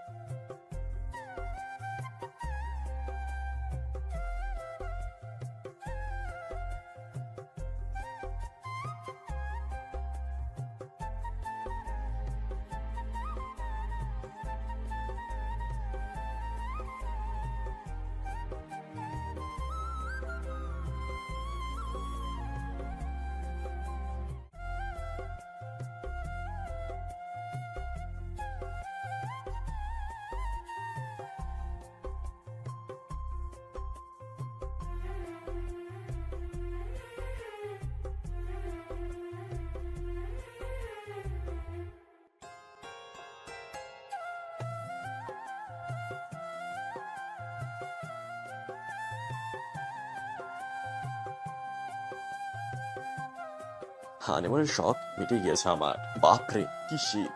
শীতের মজা ভয় না পেয়ে উপভোগ করে নিতে হয়। মেহুল অর্ণবের চোখে চোখ রেখে বলল, কথায় পেট ভরবে না, চলো হোটেলে যাই। এখানে থাকলে শীতে কাত হয়ে যেতে হবে। ট্রলি টেনে হোটেলের উপরের সিঁড়িতে পাড়া দিল। মেহুল আর অর্ণবকে হোটেলের একজন স্টাফ নিয়ে এলো 4 তলায়। দরজা খুলে যেন মেহুল আর অর্ণব অবাক হয়ে গেল। সারা রুমই ফুলে ফুলে সাজানো, মোমবাতিগুলো সুগন্ধ ছড়িয়ে জ্বলছে মৃদু আলো করে। ধবধবে সাদা চাদরের খাটের মাঝে গোলাপের লাল পাপড়ি দিয়ে লাভ শেপ ডিজাইন করা। স্টাফ বলল, স্যার, ম্যাম, আপনাদের বুকিং হানিমুন অফারে করা ছিল, তাই আমাদের এই ছোট্ট ডেকোরেশন। দুজনে বেশ লজ্জা পেল এবার। রুমের দরজা আটকিয়ে লাইট অন করলো অর্ণব। মেহুল বিছানায় শুয়ে পড়ল ফুলের পাপড়ির উপরে। তুই শিওর? ঝিলমিল এক হাত মাথার চুলের মধ্যে হাত বুলাতে বুলাতে বলল। শাওন চোখ টিপ দিয়ে বলল, একদম শিওর। অর্ণবের বউটা নাকি সেই লেভেলের সুন্দরী, যাকে বলা যায় কাঁচ কাটা সুন্দরী। জানিস শাহন, কাঁচ কাটে কি দিয়ে? কাঁচ কাটা যায় হিরে দিয়ে, আর সেই হিরেটা হলাম আমি। ঝিলমিল ক্রুদ্ধ এক হাসি দিয়ে বলল। শাওন বেশ অবাকই হলো। দেখ ঝিলমিল, অর্ণবকে থাকতে দে ওর মতন, কেন ঝামেলা পাকাচ্ছিস তুই? আর এটাও তুই ভালো করেই জানিস অর্ণব কখনো আর ভালোবাসবে না। ওর ভালোবাসা চাই কে? আমি জাস্ট ওকে চাই। আর হ্যাঁ, আমাকে এত জ্ঞান না দিয়ে যা করতে বলেছি সব কিছু ঠিকঠাক মতো যেন করা হয়। শাওন যেন এই ঝিলমিলকে চিনতে পারল না। উন্মাদের মতন করতেছে মেয়েটা। কিছু না বলে শাওন বেরিয়ে গেল ঝিলমিলের রুম থেকে। ড্রয়িং রুমে বসেছিলেন আতিক সাহেব। উনি শাওনের দিকে তাকিয়ে বলেন, পারলে না তো বোঝাতে? আমিও পারি নাই, কি যে করবো আমিও বুঝতেছি না। আঙ্কেল, ওকে ওর মতন থাকতে দেন। দিয়েছি বাবা, কিন্তু আমি জানি যতদিন যাচ্ছে মেয়েটা আরো ভয়ঙ্কর হয়ে উঠতেছে। শাওন চুপ করে রইল। কথাটা যে সত্যি সেটাও হাড়ে হাড়ে টের পাচ্ছে। খুব ইচ্ছে করতেছে শাওনের সব কথা অর্ণবকে বলতে, যে কি ভয়াবহ বিপদ আসতেছে ওর জন্য। কিন্তু শাওন একদমই চাচ্ছে না ঝিলমিলের কুটিল নজর পড়ুক ওদের উপর। সকালে সূর্যের আলো পর্দার ফাঁক দিয়ে এসে পড়ে অর্ণবের মুখের উপরে। চোখ খুলতে ওর সামনে এসে পড়ল সূর্যের মিষ্টি মোলায়েম আলোতে দাঁড়িয়ে থাকা মেহুল। ধীর পায়ে অর্ণবের পাশে এসে বসে হাতে থাকা ধোয়াটা কফির মগটা এগিয়ে দিল। অর্ণবের কেন জানি না খুব ইচ্ছে করলো মেহুলের কপালে ঠোঁট ছোঁয়াতে, কিন্তু সেটা আর হয়ে উঠল না। মেহুল অর্ণবের ঘাড়ে মাথা লাগিয়ে ওর বুকের উপরে হাত দিয়ে বলল, অনেক অনেক ধন্যবাদ আমাকে এত সুন্দর একটা সকাল উপহার দেওয়ার জন্য। অর্ণবের মনের মধ্যে যেন বাঁশির সুর বেজে উঠল। মেহুলের সেই মাতাল করা কথা যেন ওর মনের মধ্যে সুরের রেশ ধরিয়ে দিল। কিন্তু সেই রেশ কেটে গেল ফোনের রিংটনের শব্দে। মাথার কাছ থেকে ফোনটা নিতেই অর্ণব বেশ অবাক হলো স্ক্রিনের নাম্বারটা দেখে। এত সুন্দর সকালে এমন একজনের নাম্বার দেখবে সেটা কখনো ও আশা করে নাই। এতদিন পরে কেন আবার কল এলো এই নাম্বার দিয়ে? ছিল তো ভালোই, কেন আবার এই দমকা বাতাসের ঝলক? অর্ণব কিছু না বলেই চুপ করে ফোন কেটে দিল। ঝিলমিল ফোনের স্ক্রিনের দিকে তাকিয়ে চল শক্ত করে ফেল। বাহ, এখন ওর ফোন পর্যন্ত ধরার প্রয়োজন মনে করে না অর্ণব। রেগে যেন হিতাহিত জ্ঞানশূন্য হয়ে সামনে রাখা ফুলদানিটা চরম আক্রোশে টুকরো টুকরো করে ফেলল। অর্ণব ওকে ঘৃণা করে সেটাও ভালো করেই জানে, তাই বলে ফোনটাও ধরবে না ও। চোখ দিয়ে রাগে ক্ষোভে টপ টপ করে পানি পড়তে লাগলো ঝিলমিলের। এই অপমানের চরম মূল্য দিতে হবে অর্ণবকে। অর্ণব কোনো কথা না বলে সোজা হয়ে উঠে বসলো। তারপর মেহুলকে বলল, রেডি হয়ে নাও, 9টায় গাড়ি আসবে, বের হয়ে আগে নাস্তা করে নিতে হবে। কে ফোন করেছিল? অর্ণবের কথার মাঝেই বলে উঠল মেহুল। এবার অর্ণব বেশ ঝামেলাই পড়ল। মেহুলকে কিভাবে ও বলবে কে ফোন দিয়েছিল? একবার ভাবলো মেহুলকে ঝিলমিলের কথা বলে দিবে, কিন্তু পরক্ষণেই ভাবলো যদি মেহুল ভুল বোঝে, আর অতীতকে এত গুরুত্ব দেওয়ার দরকার বা কি? আরে আমি জিজ্ঞেস করেছি কে কল দিয়েছিল। আপনি তো পুরো ভাবনার সমুদ্রে ডুব দিয়েছেন আমার কথা শুনে। মেহুলের কথার চিন্তার ঘর থেকে ফিরে এলো অর্ণব। তেমন কেউ না, আমার পরিচিত এক লোক। এটুকু বলেই অর্ণব বিছানা থেকে উঠে গেল। অর্ণব রেডি হয়ে বের হতেই দেখলো মেহুলও রেডি হয়ে গেছে। জিন্সের উপরে সাদা হুডিতে মেহুলকে যেন অন্যরকম দেখাচ্ছে। এক ঘোর লাগা সৌন্দর্যের আবেশ চারিপাশে। মেহুল অর্ণবের দিকে তাকাতেই ও চোখ সরিয়ে নিল। লজের রেস্টুরেন্টেই ওরা নাস্তা করে নিল। ঠান্ডার মধ্যে গরম গরম ম্যাগি আর ধোয়া ওঠা কফি। ওরা খেতে খেতেই ওদের গাড়ি চলে এলো। আজকে সারাদিন কি এই গাড়িতেই থাকতে হবে? মেহুল গাড়িতে বসেই প্রশ্ন করলো। না, গাড়িতে না বসলেও চলবে, তুমি হেঁটে হেঁটে ট্যুর করতে পারো। আচ্ছা যাই হোক, তোমার কি হাইট ফোবিয়া আছে মেহু? কিসের মধ্যে কি পান্তা ভাতে ঘি? আর হঠাৎ আমার হাইট ফোবিয়ার পিছনে পড়লেন কেন? এমনিতে। শোনে, আমার কোনো ফোবিয়া টোবিয়া নেই, আমি পারফেক্ট মেয়ে মানুষ। আচ্ছা আচ্ছা, আমার ভুল হয়েছে। আপনার মতো পারফেক্ট মানুষকে আমার খোঁজানো ঠিক হয় নাই। মেহুল হাতের চকলেট শেষ করেই গাড়ির জানালা খুললো প্যাকেটটা বাইরে ফেলার জন্য। অর্ণব খপ করে হাত চেপে ধরলো ওর। মেহুল বেশ অবাক হয়েই বলল, কি ব্যাপার, এমন করলেন কেন? For your kind information madam, আপনি এখন বাংলাদেশে নেই, গ্যাংটকে আছেন।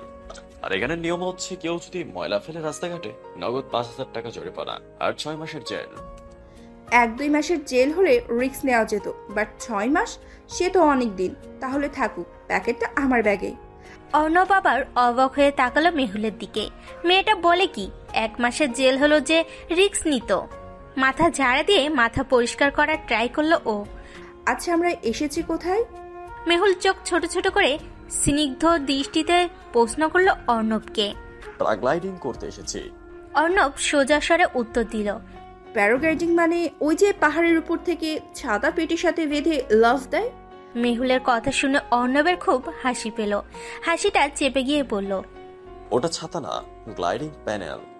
মেহুলের গলা এবার শুকিয়ে আসতে লাগলো। এই লোক কি পাগল না ছাগল? কি কি জুটিয়ে নিয়ে এসেছে? সব প্রসেসিং শেষে মেহুলকে যখন অর্ণবের সামনে সেফটি বেল্ট বাঁধতে নিয়ে এলো, মেহুলের মুখ ফ্যাকাশে হয়ে গেল। বেশ বড় বড় ভাষণ দিলেও মেহুল এত এত উচ্চতাকে সেই লেভেলের ভয় পায়। ওরা যখন গ্লাইডিং শুরু করলো, মেহুলের চিৎকার যেন আরও থামেই না। প্রায় 22,000 ফুট উপরে ওঠার পরে মেহুল বেশ জিদ করেই বলল, যদি আমারে ভালোই না লাগছে তাহলে বলতেন, আমি চলে যেতাম। এমন করে আকাশে উঠিয়ে মারার কি দরকার ছিল? আমি তো তোমাকে আগেই প্রশ্ন করেছিলাম তোমার হাইট ফোবিয়া আছে কিনা। তুমি তখন চওড়া স্বরে বলেছিলে মন কোন হয়ে। অর্ণব বেশ ঠেস দেই কথাটা বলল। মেহুল কাঁদো কাঁদো স্বরে বলল, ও আল্লাহ গো, আমি মরে গেলাম গো, আমার আব্বুরে কে দেখবে গো। আর শোনেন, যদি ভাবছেন আমি মরে গেলে আপনার বিয়ে করবেন, সে আশা বাদ দেন। মরার পরে ভূত হয়ে আপনারে পাহাড়ে দেব, এই বলে দিলাম আমি। আবার বলে বিয়ে করবে? অর্ণব বিড়বিড় করে বলল। লিপি বেগম যেন খুব উতলা হচ্ছেন বারে বারে। কেন জানি না মনে হচ্ছে খুব বড় অশুভ কিছু হতে যাচ্ছে। কিন্তু এমন মনে হওয়ার কারণটা কি? শেষমেশ থাকতে না পেরে চললেন শাশুড়ির কাছে। লিপি বেগম যখন খুব ছোট ছিলেন তখন এসেছিলেন এই সংসারে। হাসনাহেনা বানুই তাকে হাতে করে সব শিখিয়েছেন। শাশুড়ি ছেলের বউয়ের চেয়ে তাদের সম্পর্কটা বান্ধবীর মতো অনেকটা। লিপি বেগম ঘরে ঢুকেই দেখেন তার বড় বউ দাদি শাশুড়ির পায়ে তেল মালিশ করছে। শাশুড়িকে দেখেই ডেজি নীরবে একটা হাসি দিল। শাশুড়ির পাশে বসেই লিপি বেগম নরম সুরে বলল, আম্মা কি ঘুমাইছেন? না, ঘুমাইনি। কি ব্যাপার লিপি? হাসনাহেনা বানু চোখ খুলেই প্রশ্ন করলেন লিপিকে। আম্মা, আপনার না কিছু ভালো লাগছে না? বারবার মনে হচ্ছে অশুভ কিছু একটা হবে। হাসনাহেনা বেগম তার চোখ মেলে তাকালেন লিপির মুখের দিকে। ছেলের বউটা তার একটু বোকা, কিন্তু খুব লক্ষ্মী একটা বউ। মেয়ের মতন ভালোবাসেন তিনি, কিন্তু সবসময় একটা অদেখা শাসনের মধ্যে রেখে এসেছেন তিনি লিপিকে, যে অভ্যাসে এই আশির কোঠায় পা দিয়েও ছাড়তে পারেনি হাসনাহেনা বানু। হঠাৎ এমন কথা কেন বলতেছো বৌমা? বলছি না বেশি বেশি একদম চিন্তা করবা না। আম্মা, আপনি অযথা কেন চিন্তা করে প্রেশার হাই করতেছেন বলেন তো? ডেইজি হাসনাহেনা বানুর পায়ে তেল মালিশ করতে করতে লিপি বেগমকে বলল, আমার যা মনে হচ্ছে আমি এই বললাম, কিছুতেই যেন মন দিতে পারতাছি না। কি দিতে পারতেছে না? মন দিতে পারতাছি না, মন বুঝিয়েছেন। এবার বেশ জোরেই শব্দ করে বলল লিপি। হাসনাহেনা বানু মুখ বাঁকিয়ে হাসতে হাসতে বললেন, শুনছো বড়নাথ বউ, তোমার শাশুড়ি নাকি মন লাগাতে পারছে না কাজে। আচ্ছা, কবে বা তুমি মন লাগিয়ে কাজ করছো শুনি একটু। আমি তো ভালোই না। যদি আপনার ছেলে বেঁচে থাকতো তো বলতাম যেন আরেকটা বিয়ে করে ভালো কাউকে নিয়ে আসে। মেজাজ খারাপ করেই কথাগুলো বলল লিপি বেগম। হাসনাহেনা বানু আবার চোখ বুজতে বুজতে বললেন, আহারে, সত্যি যদি খোকাটা থাকতো। প্যারাগ্লাইডিং শেষে অর্ণব আর মেহুল চলল বানজাকি ফসল দেখতে। ওখান থেকে ওরা চলল আরেকটা ভিউ পয়েন্ট, তিশা পয়েন্টে। মেহুলের মনে হলো আর লাইফে কি প্রয়োজন, সামনে বিশাল পাহাড়ের ঢাল, সদূরে দাঁড়িয়ে আছে মাথা উঁচু করা পাহাড়ের চূড়া, আকাশে সাদা মেঘের ভেলা, কোথাও কোথাও যেন মেঘ আর কুয়াশা একত্রে এক অদ্ভুত রঙের সৃষ্টি করেছে। অর্ণব মুখের মতন এই বিস্তৃত পাহাড় আর মেঘের সৌন্দর্য উপভোগ করছে। নিজেকে খুব নগণ্য মনে হয় প্রকৃতির এই বিশালতার কাছে। আসলেই পৃথিবীটা খুব সুন্দর। দুপুরে রোদ ছুঁয়ে যাচ্ছে মেহুলের ফর্সা গালটাকে। অর্ণবের কাছে মনে হলো প্রকৃতির মাঝে যেন মিলে গেছে মেহুল, ওর কোমলতা যেন আরও বেড়েছে প্রকৃতির মাঝে এসে। অর্ণব হাত বাড়িয়ে কাছে টেনে নিল মেহুলকে। এবার মেহুল অবাক হয়ে তাকালো অর্ণবের দিকে। ওর চোখ যেন সব বাদ দিয়ে শুধু মেহুলকেই দেখছে। এ যেন এক ঘর লাগা দৃষ্টি, যেখানে আছে শুধুই ভালোবাসার আর্দ্র পরশ। মেহুলের কানের পেছনে চুলগুলোর মধ্যে আঙ্গুল দিয়ে নিজের কাছে টেনে নিয়ে আসলো ওকে অর্ণব। আবেশের ঘোরে চোখ বন্ধ করে নিল মেহুল। অর্ণবের ঠোঁট মিশে গেল মেহুলের ঠোঁটের সাথে। দুজনের নিঃশ্বাস যেন একাকার হয়ে মিশে যেতে লাগলো। এই ভালোবাসার সাক্ষী হয়ে রইল এই বিস্তৃত প্রকৃতি, রঙিন মেঘের আকাশ আর এই দুই মানবী। গণেশটকে আসা পর্যন্ত মেহুল আর কোনো কথাই বলেনি অর্ণবের সাথে। সারা রাস্তা মাথা নিচু করে রেখেছে। বারবারই লজ্জায় যেন ফর্সা গালে রক্ত জমেছে। অর্ণব নিজেও সানগ্লাস পরে নিয়েছে আর চোখে বারবার দেখছে মেহুলকে। গণেশ ডেকে নেমেই বিশাল এক সুভেনির দোকানে ঢুকলো ওরা। মেহুলকে অর্ণব বলল, তোমার যা যা প্রয়োজন কেনাকাটা করে নাও, আমি একটু কল করে আসি। মেহুল মাথা নেড়ে সাই দিয়েই দেখতে লাগলো কি কি যেন কেনা যায়। বেশ কিছুক্ষণ পরে দোকান থেকে বেরিয়ে সামনের দিকে তাকিয়ে যেন মেহুলের চোখের সামনে অন্ধকার হয়ে আসতে লাগলো। ও যেন বিশ্বাসই করতে পারছে না নিজের দুই চোখকে।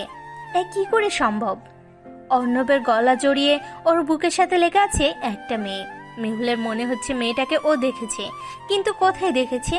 অর্ণব কেনই বা মেয়েটাকে জড়িয়ে ধরার পারমিশন দিয়েছে? আচ্ছা, অর্ণব কি তাহলে ওকে ভালোবাসে না?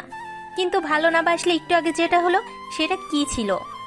মাত্র 3 সেকেন্ডের জন্য মেহুলের মনে হতে লাগলো 1000 বছর পার হয়ে গেছে ওর। চোখের পানি যেন বাঁধ ভাঙা শুরু করলো। টপ টপ করে চোখের পানিগুলো চিবুক ছুঁয়ে বুকের উপরে পড়া শুরু হলো। সহসা একটু পরেই লাল হয়ে যাওয়া দু চোখ হাতের উল্টো পিঠ দিয়ে মুছে নিল। ধীরে ধীরে ওর মনে পড়লো অর্ণবের ক্লোজিটের মধ্যে যে ছবিটা ও পেয়েছিল, এই মেয়ে আর সেই ছবিটা তো একই। তাহলে অর্ণব এই মেয়েটাকে ভালোবাসতো? যদি এমনটাই হয় তাহলে ওকে বিয়ে করলো কেন? তাহলে ও কি এই দুজনের মাঝে বাধা হয়ে দাঁড়িয়েছে? না, ও কারো মাঝে আসবে না। যে যেমন করে ভালো থাকতে চায় সে তেমন করেই ভালো থাকুক। হঠাৎ আকাশের দিকে খুব কঠিন একটা সিদ্ধান্ত নিয়ে নিল। অর্ণব সবে বাইরে এসে সিগারেট ধরিয়ে ঠোঁটে লাগিয়ে ফোন বের করেছে, কল দেবে বাসায়। হঠাৎ এমন সময় ওর মনে হলো ঘাড়ের কাছে কার যেন কোমল স্পর্শ। অর্ণবের ঠোঁটের কোণে হাসি ফুটে উঠল। ও জানে এটা মেহুলেরই হাত। হাতটা ধরে ঘুরে দাঁড়াতেই চোখের পাতা যেন স্থির হয়ে রইল ওর। হাস্যোজ্জ্বল মুখে দাঁড়িয়ে আছে ঝিলমিল। অর্ণবের যেন বিশ্বাসই হতে চাচ্ছে না। কি করে সম্ভব ঝিলমিলের এখানে আসা? স্বপ্ন দেখছে না তো? জেগে জেগে দুঃস্বপ্নের মতো। সামনে ঘুরে এসে ঝিলমিল সহজ ভঙ্গিতেই অর্ণবের গলা জড়িয়ে ধরল। আমাকে ছাড়া ভালো নেই জানি, তারপরও প্রশ্ন করছি, কেমন আছো? ঝিলমিল এবার আরো কাছে এগিয়ে এলো অর্ণবের। এতক্ষণ বিস্ময়ের ঘরে থাকার পরে অর্ণবের হঠাৎ প্রচুর রাগ হতে লাগলো, বিশেষ করে ঝিলমিলের উপরে। ওকে হাত দিয়ে এক প্রকার ঠেলে দূরে সরিয়ে দিয়ে বলল, তোমার সাহস কি করে হয় আমার পেছনে পেছনে এখানে আসা? How dare you! ভালোবাসি তাই এসেছি। সকালে ফোন দিয়েছিলাম, তখন বর্ডার পার হচ্ছিলাম। আচ্ছা, কেমন তুমি বলো তো? এতদিন পরে এসেছি আমি, তুমি এমন করতেছো কেন বলো তো? আদো স্বরে বলল ঝিলমিল। অর্ণব ততক্ষণে রাগে নিজের সংবরণ খুইয়েছে। আমি তোমাকে ঘৃণা করি ঝিলমিল, ঘৃণা। তোমার নাম আমার মনে আসলে আমার মুখ ভরে থুতু আসে। প্লিজ অর্ণব, আমাকে আর একটা বার সুযোগ দাও প্লিজ। একদিন আমি এইভাবেই কেঁদেছিলাম, কিন্তু তুমি ফিরে আসলে ছিল। আজ তোমার কাঁধের পালা। আর হ্যাঁ, তোমার জন্য আমার কাছে যে জায়গাটা ছিল সেটা অনেকদিন আগে শেষ হয়ে গিয়েছে। এমন করে বলো না, সহ্য করতে পারতেছি না, আমাকে ক্ষমা করে দাও প্লিজ। অর্ণবকে শক্ত করে জড়িয়ে ধরলো ঝিলমিল। অর্ণব আবারও দূরে সরে যেয়ে বলল, আমি অন্য কাউকে ভালোবাসি ঝিলমিল। আর হ্যাঁ, আমার কাছে যদি দুইটা অপশন থাকে, মৃত্যু আর তুমি, তাহলে আমি মৃত্যুকেই বেছে নেব। এতক্ষণ ওদের চারপাশে অনেক লোক জমাট বেঁধেছে। অর্ণবের হঠাৎ খেয়াল হলো মেহুল কোথায়। ঝিলমিলের এই ঝামেলায় পড়ে মেহুলের কথা তো খেয়ালই ছিল না অর্ণবের। ভিড় ঠেলে ও চলল মেহুলের খোঁজে। ঝিলমিল এবার শক্ত সিমেন্টের মেঝে বসে পড়ল, হাউমাউ করে কাঁদতে লাগলো। আর যা কিছু হয়েছে তার গাছও নিজের হাতে অনেক আগেই বুনেছিল। এবার সূর্য যেন ধীরে ধীরে ঢলে লাগলো পশ্চিমে। ঝিলমিল উঠে দাঁড়িয়ে কোলাহল ছেড়ে এগিয়ে যেতে লাগলো পাহাড়ের সোজা খাড়া ঢালের দিকে। মেহুল হোটেলের রিসেপশন থেকে চাবি নিয়ে রুমে এসে ব্যাগ গুছিয়ে নিল। বেশি কাপড় বের করতে হয়নি, তাই গোছাতে বেশি সময় নিল না। পাসপোর্টটা পার্সে ঢুকিয়ে হোটেলের দেওয়া নোটপ্যাড আর কলম হাতে নিল। কি যে লিখবে খুঁজে পেতে বেশ কিছুক্ষণ সময় নিল। তারপর একটানা লেখে কলমের ক্যাপটা লাগিয়ে বড় করে নিঃশ্বাস নিয়ে নিজেকে শান্ত করে নিল। টেবিলের উপরে চিঠিটা রেখে রাতেই বেরিয়ে গেল মেহুল। র্যাম্পো পার হয়ে গাড়ি যখন সিকিমে এসে পৌঁছালো তখন মাঝরাত। একা একটা মেয়ে এত রাতে বেশ অসুবিধাতেই পড়ল, কিন্তু ড্রাইভার একটা 5 তারকা হোটেলের সামনে দাঁড়িয়ে মেহুলের দিকে ফিরে বলল, बहन जी आप इधर इस रात के लिए रुकिए, ये अच्छा होटल है। এই মুহূর্তে মেহুলের খুব মায়া হতে লাগলো ড্রাইভারের জন্য। পান খেয়ে লালা হয়ে যাওয়া দাঁতগুলো যেন নিষ্পাপ এক হাসি খেলছে লোকটার মুখে। শুক্রিয়া ভাইজান। ভাড়া মিটিয়ে টলিটা টেনে নিয়ে নেমে গেল মেহুল। ড্রাইভার অবাক চোখে তাকিয়ে রইল কান্না আটকে রেখে নাকমুখ লাল করে ফেলা মেয়েটার দিকে। হোটেলের রুম নিয়ে মেহুল রুমে যেই কাপড় ছেড়েই চলল শাওয়ার রুমের দিকে। শাওয়ারের সাথে সাথে চোখের পানির ঝর্ণাটাও যেন কে ছেড়ে দিল। অঝোর ধারায় কাঁদতে লাগলো মেহুল। অর্ণবকে খুব করে ভালোবেসে ফেলেছিল ও, কিন্তু শেষ পর্যন্ত এমন হবে সে সেটা ভাবতেই পারেনি কখনো। অর্ণব ভিড় ঠেলে মেহুলকে খুঁজতে বেরিয়ে গণেশ টকের সেই দোকানটাতে এলো যেখানে ও মেহুলকে রেখে গিয়েছিল। এদিক ওদিক তাকিয়ে মেহুলকেও খুঁজে পেল না। তারপর দোকানিকে আধা ভাঙ্গা হিন্দিতে মেহুলের সম্পর্কে প্রশ্ন করতেই তারা বলল জানে না। আধিপাতি করে এদিক সেদিক খুঁজতে খুঁজতে হঠাৎ ওর মনে হলো গাড়ির কাছে যায়নি তো আবার।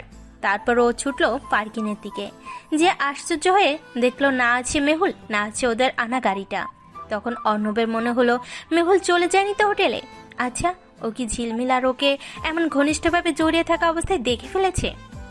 মনের মধ্যে হাজার প্রশ্ন, উত্তর কোনো কিছু যেন খুঁজে পাচ্ছে না অর্ণব। এখন সব প্রশ্নের উত্তর মেহুলের কাছে। হাতের ফোনটার দিকে নজর পড়তেই ও কল করলো মেহুলের কাছে। ও পাশে রিং হচ্ছে, কিন্তু কেউ ধরছে না। তাড়াতাড়ি করে একটা ট্যাক্সি নিয়ে ও ফিরে এলো হোটেলে। নিচতলা থেকে 3 তলায় যে কি করে এসে পৌঁছেছিল ও সেটাও নিজেও জানে না। যেন ভূতে তাড়া করে মানুষের মতন দৌড়ে এসেছিল। এসে দেখে মেহুলও নেই, রুমের ব্যাগটাও নেই। মাথা চেপে ধরে বসে পড়ল অর্ণব। হঠাৎ ওর চোখ পড়ল একটা কাগজ গ্লাসের নিচে চাপা দেওয়া। হাতে কাগজটা নিয়ে খুলতেই চোখে পড়ল মেহুলের গোটা গোটা হাতের লেখা। প্রিয়র পরে খালি রেখেছি, তাতে হয়তো অবাক হবেন, কিন্তু কি বলে যে সম্বোধন করব বুঝতে পারছি না, তাই খালি রেখেছি। আসলে আমি প্যাচ মার্কা কথা বলতে পারি না, তাই সোজা বাংলাতেই বলছি। আমি চাই না কারোর সুখের অন্তরা হতে। আপনি আপনার ভালোবাসার মানুষের সাথে ভালো থাকুন, এইটুকুই আমার চাওয়া। আমি কাবাবের হাড্ডি হতে একদম চাই না। আর হ্যাঁ, ভালো থাকবে। বাই দ্য ওয়ে, খুব মিস করব কিন্তু আপনাকে। ইতি এখানে না হয় খালিই থাকুক। অর্ণব খুব শক্ত ধাঁচের মানুষ, সহজে কখনো কাঁদে না, কিন্তু কেন জানি না আজ ওর চোখ বিদ্রোহ করেছে ওর মনকে সাথে নিয়ে। বারবার পানি জমছে চোখের কোণায়। এই পাগলি মেয়েটাকে যে খুব করে ভালোবেসেছিল। এই 3-4 দিনে এতটা কাছে চলে এসেছিল ও, যেন মনে হয় অর্ণবের জন্য মেহুলকে বানিয়েছে উপরালা। একটু শান্ত হয়ে অর্ণব দ্রুত ওর ব্যাগ গোছালো। মেহুলকে আটকাতেই হবে, না হলে এই ভুল বোঝাবুঝিতে মেহুল সারা জীবনের জন্য হারিয়ে যাবে। সারা রাত সারাদিন জার্নি করে অর্ণব মেহুলের বাড়ি পৌঁছালো প্রায় সন্ধ্যায়। মেহুলের বাবা মসজিদে যাওয়ার জন্য বাড়ি থেকে সবে বেরিয়েছে। হঠাৎ অর্ণবকে সামনে দেখেও উনি আশ্চর্য হলেন না, কারণ হাসান সাহেব জানতেন এই ছেলেটা আসবেই। সারা জীবন জাহাজে জাহাজে করে ঘুরে বেরিয়েছেন প্রায় পুরো পৃথিবীটাই, তাই শেষ বয়সে এই পোর খাওয়া নাবিকের ভুল হতে পারে না মানুষ চিনতে। মেয়ের জামাইকে দেখেই এগিয়ে যেয়ে জড়িয়ে ধরলেন উনি। হাসতে হাসতে বললেন, তোমার আর আমার সাথে খুব মিল, বুঝেছো জামাই? আমিও তোমার শাশুড়িকে আনতে তার বাপের বাড়ি যেতাম প্রায় সবসময় সন্ধ্যার দিকে। এই নিয়ে কারো কোনো মাথা ব্যথা না থাকলেও আমার শ্বশুর মশাইয়ের ঘোর আপত্তি ছিল। অর্ণবের কাছে এবার স্পষ্ট হলো মেহুল কার মতন আচরণ পেয়েছে। এই ভর সন্ধ্যায় যেখানে মেয়ের জামাই এক মাথা চিন্তা নিয়ে হাজির, সেখানে উনি পাথরের উপর দাঁড়িয়েই বিন্দাস আলাপ জুড়ে দিয়েছেন। হাসান সাহেবও তখন বলেই চলেছেন, আসলে জামাই গেলে শাশুড়িদের ভালো মন্দ রান্না করে খাওয়াতে হয়, আর আমি যেতাম কোনো খবর দেওয়া ছাড়াই সন্ধ্যার সময়, তাই ওনাকে আবার যেতে হতো রান্না করে। সে এক জাতা অবস্থা। হাসান সাহেবও তখনও বলেই চলেছেন। এটুকু বলে উনি হা হা করে হাসতে লাগলেন। অর্ণবের খুব অসহায় লাগতে লাগলো। বাপ মেয়ে দুজনের মানসিক অবস্থা নিয়ে ওর মনে সংশয় তৈরি হলো। একটু হালকা গলা খাকারি দিতেই হাসান সাহেব হাসি বন্ধ করে ওর দিকে তাকালো। বাবা, মেহুল কি এসেছে আপনার কাছে? হ্যাঁ, এসেছিল দুপুরে, তারপর খেয়ে ব্যাগ গুছিয়ে আবার চলে গেল। হাসান সাহেব স্বাভাবিক ভঙ্গিতেই বললেন। অর্ণবের মনে যাওয়াও একটু আশা ছিল, এবার তা যেন নিমিষে মিলিয়ে গেল। অসহায়ের মতন প্রশ্ন করলো ও, কোথায় গিয়েছে? আপনাকে কি কিছু বলে গিয়েছে? মোল্লারদর মসজিদ পর্যন্ত বাবা। ও আমাদের যে ফ্ল্যাটটা আছে না আজিমপুরে, সেখানেই যায়। আর হ্যাঁ, তোমাকে যে ওর কথা বললাম সেটা কিন্তু ওকে বলো না। অর্ণব অবাক হয়ে গেল। হাসান সাহেব একবার প্রশ্ন করলো না কেন? মেহুল চলে এসেছে, এদিকেও চিন্তাই শেষ। মেহুলকে না নিয়ে ফিরলে বা সে কি ভাবে তাই ভেবে। শোনো জামাই, আমরা সবচেয়ে বড় ভুল করি কখন জানো? যখন আমরা কোনো ব্যাপার যাচাই না করে সিদ্ধান্ত নিই। আমার মেয়েটা একদম বাচ্চাদের মতন, কোনো দিক পাস নাই। আর হ্যাঁ, বাচ্চাদের যেমন আদর করলে সব পিছনে কষ্ট ভুলে যায়, আমার মেয়েটাও সেম, এক নিমিষেই রাগ ভেঙে চুর চুর। আচ্ছা বাবা, আমি তাহলে যাই। একদমই না, রাত হয়ে গেছে অনেক। যেখানে যাবে সকালে যেও, এখন না। হাসান সাহেব কথা আর ফেলতে পারল না। অর্ণব রয়ে গেল সেই রাতে। একদিনের জার্নির পরে শরীর খুব ক্লান্ত হলেও কেন জানি না ওর দু চোখের পাতা এক করতে পারল না। বারবার মনে হচ্ছে, আচ্ছা মেহুলকে সব বোঝাতে পারবে তো? আরেকজনও বিনিদ্র রাত পার করেছে। গাড়ির ধুলো নিতে চোখ থেকে থেকে লেগে আসলেও কেন জানি মোটেও ঘুম আসছে না মেহুলের। বারবার মনে হচ্ছে অর্ণবের ভালোবাসার ডায়েরিতেই ওর নাম লেখা নেই, আছে অন্য কারের নাম। কিন্তু কেন? মেহুল তো স্বামী আর ভালোবাসার মানুষ হিসেবে অর্ণবকেই ঠাঁই দিয়েছিল নিজের মনের মণিকোঠায়। ইন্ডিয়ার বর্ডার পার হয়েই সোজা চলে গিয়েছে সৈয়দপুর, ওখান থেকে প্লেনে করে যশোর, তারপর সোজা বাড়িতে বাবার কাছে। হাসান সাহেব একটু অবাক হয়েছিলেন মেঘে দেখে, কিন্তু সেটা বুঝতে দেয়নি। হেসেই বলেছিলেন, কিরে মেহু, বাবাকে ছাড়া ইন্ডিয়া তো ভালো লাগেনি নাকি? বাবা, আমি আজিমপুরে কিছুদিন থাকবো, কাউকে বলবে না আমি কোথায় আছি। বাবার প্রশ্নের উত্তর না দিয়েই বলল মেহুল। হাসান সাহেব মেহুলকে মানুষ করেছেন গতানুগতিক ধারার বাইরে যেয়ে। মেয়েকে সবকিছু করার স্বাধীনতা দিয়েছেন কোনো কৈফিয়তদারি ছাড়াই। মেয়েও হতাশ করেননি তাকে। প্রতিটা ক্ষেত্রে তার মেয়ে আজ সফল। মেহু, তুই যা করবি সেটা বুঝে শুনেই করবি, এটা আমি জানি। কিন্তু দেখিস, সবসময় বিবেক দিয়ে না, সবকিছুর সময় আবেগ দিয়েও চলতে হয় মা। বাবা, মানুষের লাইফে এমন কিছু মোড় আসে সেখানে বিবেক আবেগ সব শূন্য হয়ে যায়। আমারও তাই হয়েছে। তাই বিবেকের সাথে আবেগ মিশিয়ে ভাবার জন্য আমার কিছুদিন নিজেকে দেওয়ার মতো সময় চাই। মেহুল আরো কিছু কাপড় ওর কাপড় থেকে নামাতে নামাতে উত্তর দিল। হাসান সাহেব আর কিছু না বলেই চুপ করে রইলেন। মনের মধ্যে হাজারো প্রশ্ন ঘুরপাক খাচ্ছে, কিন্তু উত্তরদাতি যেন আর মৌনতায় ডুবেছে। টানা 1.5 দিনের যাত্রা শেষে মেহুল যখন ওদের ফ্ল্যাটে পৌঁছালো তখন বেশ বেলা হয়ে গিয়েছে। বাসায় যিনি কেয়ারটেকার আছেন সে বেশ বয়স্ক লোক, নাম জব্বার। মেহুল কাকা বলেই ডাকে। ওকে এত সকালে এভাবে দেখে বেশ অবাকই হলো জব্বার। খালাম্মা, আপনি এত বেআইনা বেলা, সব কুশল আসেনি তো? হ্যাঁ কাকা, সব ঠিক আছে। আমার জন্য কড়ার লিকারের চা বানান। আর যদি কেউ আসে আমার খোঁজে সোজা বলে দেবেন যে আমি বাসায় নেই। এটুকু বলেই মেহুল চলল রুমের দিকে। জব্বার চুপ করে রইল। মালিকের মেয়েটাকে খুব ভালোবাসে ও, কিন্তু এই ব্যাপারটা যেন কিছুতেই বুঝতে পারছে না যে বিয়ের 2 দিন পরেই এখানে কি জন্য এলো, আর একাই বা কেন এলো। মেহুল ফ্রেশ হয়ে এসে দেখলো জব্বার চা রেখে গিয়েছে। চা শেষ করে নিজেকে খুব ফ্রেশ লাগলো ওর কাছে।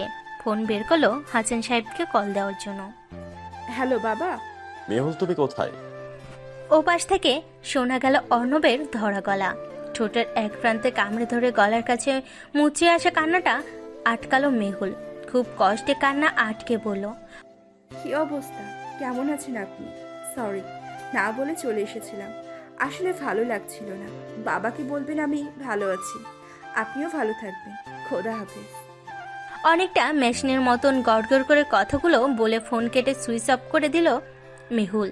বালিশের সাথে মুখটা শক্ত করে চেপে ধরে ফুপিয়ে কেঁদে চলল। ফোন কেটে যেতেই আবারও কল ব্যাক করলো অর্ণব, কিন্তু ফোন নট রিচেবল। হাসান সাহেব বেশ হালকা কণ্ঠে বললেন, বাবা ও ধরবে না ফোন, কিছুদিন যেতে দাও, সব ঠিক হয়ে যাবে। বাবা, আমি মেহুলকে ভালোবেসে ফেলেছি, খুব করে ভালোবেসে ফেলেছি। আপনার মেয়েকে ছাড়া চলবে না। অর্ণবের অশ্রুসিক্ত কণ্ঠে শুনে হাসান সাহেব এবার বেশ বিপদেই পড়লেন। খুব জানতে ইচ্ছে করতে লাগলো তার যে এত ভালোবাসে তার মেয়েকে, কিন্তু কি এমন হয়েছিল যে তার মেয়ে পালিয়ে বেড়াচ্ছে। হাসান সাহেবের সব কিছু কেমন জানি গুলিয়ে যেতে লাগলো। অর্ণব এবার হাঁটু গেড়ে বসে হাসান সাহেবের সামনে, ওনারা 2 হাত নিজের হাতের মধ্যে নিয়ে বলল, বাবা, আমি কিছু কথা বলতে চাই, শুনবেন প্লিজ? হাসান সাহেব মাথা ঝুলিয়ে সায় দিলেন। অর্ণব শুরু করলো বলা, ঝিলমিলের সাথে পরিচয় থেকে শুরু করে গ্যাংটকে ঘটে যাওয়া সব ঘটনা। হাসান সাহেব খুব মনোযোগ দিয়ে শুনতে লাগলেন। অর্ণব বলা শেষ করে তাকালো হাসান সাহেবের দিকে। মাথা নাড়াতে নাড়াতে হাসান সাহেব বললেন, না বাপু, আমি ভেবেছিলাম আমার মেয়ে আমার মতন হয়েছে, কিন্তু কিসের কি, আমার মেয়ে আমার আশায় ঢাললো পানি। মায়ের মতন বলদমান হয়েছে আর কি। অর্ণব কথার আগাগোড়া কিছুই বুঝতে না পেরে অবাক হয়ে তাকালো শ্বশুরের দিকে। তোমার কবরস্থ শাশুড়ি মাদারকে ভুলক্রমে একবার বলেছিলাম আমার প্রথম ক্রাশ আমার স্কুলে ম্যাডাম ছিল। তারপর সে দীর্ঘ 6 মাস তার বাপের বাড়ি ছিল, লওঠেলা। অর্ণব এবার হাসবে না কাঁদবে সেটাই বুঝতে পারলো না। মেয়ে তো মেয়ে, মাশাআল্লাহ, তার বাপ আরো এক কাঠি বাড়া, সুবহানাল্লাহ। হাসান সাহেব দাঁত কিরমিরিয়ে বললেন, কি না কি হয়েছে, সোজা ইন্ডিয়া থেকে দেশে এসে হাজির, একদম মায়ের মতন হয়েছে আর কি। জি বাবা। অর্ণব কিছু না বুঝেই সায় দিল। হাসান সাহেব অনেকটা ষড়যন্ত্র করার মতন ফিসফিসিয়ে বললেন, একটা বুদ্ধি আছে, এতে সাপও মরবে লাঠিও ভাঙবে না, মানে মেহুর রাগও কমে যাবে, আবার তোমার আর আমারে বকবেও না। হাসান সাহেবের বুদ্ধিটা খুব ভালো লাগলো অর্ণবের। শুধু এখন সবকিছু গুছিয়ে নিতে পারলে কালকে সকালের অপেক্ষা। সকালবেলা পাখি কিচিমিচিরের সাথে যোগ হয়েছে কলিং বেলের খাপছাড়া শব্দ। একটানা অনেকক্ষণ বেজে যাচ্ছে কলিং বেল। মেহুল এবার বিরক্ত হলো। জব্বার কাকা গেল কই? চোখ ডলতে ডলতে উঠে বসে বিছানা থেকে নেমেই বেশ আশ্চর্য হয়ে গেল ও। এখন বলতে গেলে কাক ডাকা ভোর যাকে বলে। চারিদিকে শোবে সূর্যের কোমল আলো এসে ছুঁয়ে যাচ্ছে। কোমল মোলায়েম একটা আলোর ছাটা এসে পড়েছে মেহুলের বারান্দায়।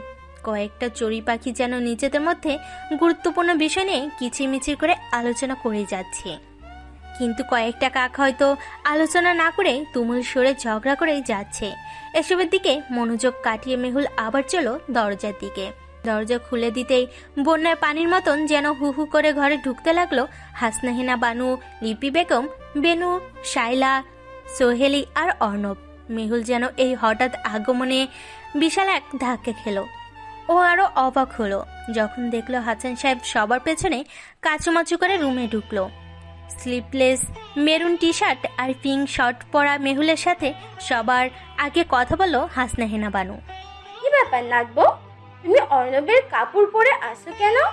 নাতি কি তোমার জামা কাপড় পরে আর তুমি ওর?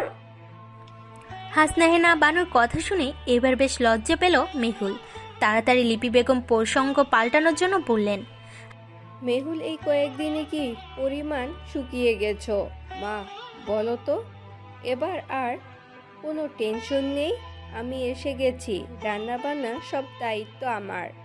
আচ্ছা বৌমা, তুমি কেমন জানি? এইমাত্র এলাম সবে, আর এসেই তুমি কান্নাকাটির দায়িত্ব নিয়ে নিলে? হাসনাহেনা বানু বিরক্তির স্বরে বলল লিপি বেগমকে। হাসান সাহেব খুব কষ্ট করে হাসি আটকালেন নিজের। অন্য সবাই হাসনাহেনা বানুর এই স্বভাবের সাথে অভ্যস্ত হলেও ওনার অভ্যাস হয়নি। লিপি বেগম দাঁতে দাঁত পিষেই বললেন, যার এত গুণী একজন শাশুড়ি আছে তার তো কান্নাকাটি করাই স্বাভাবিক।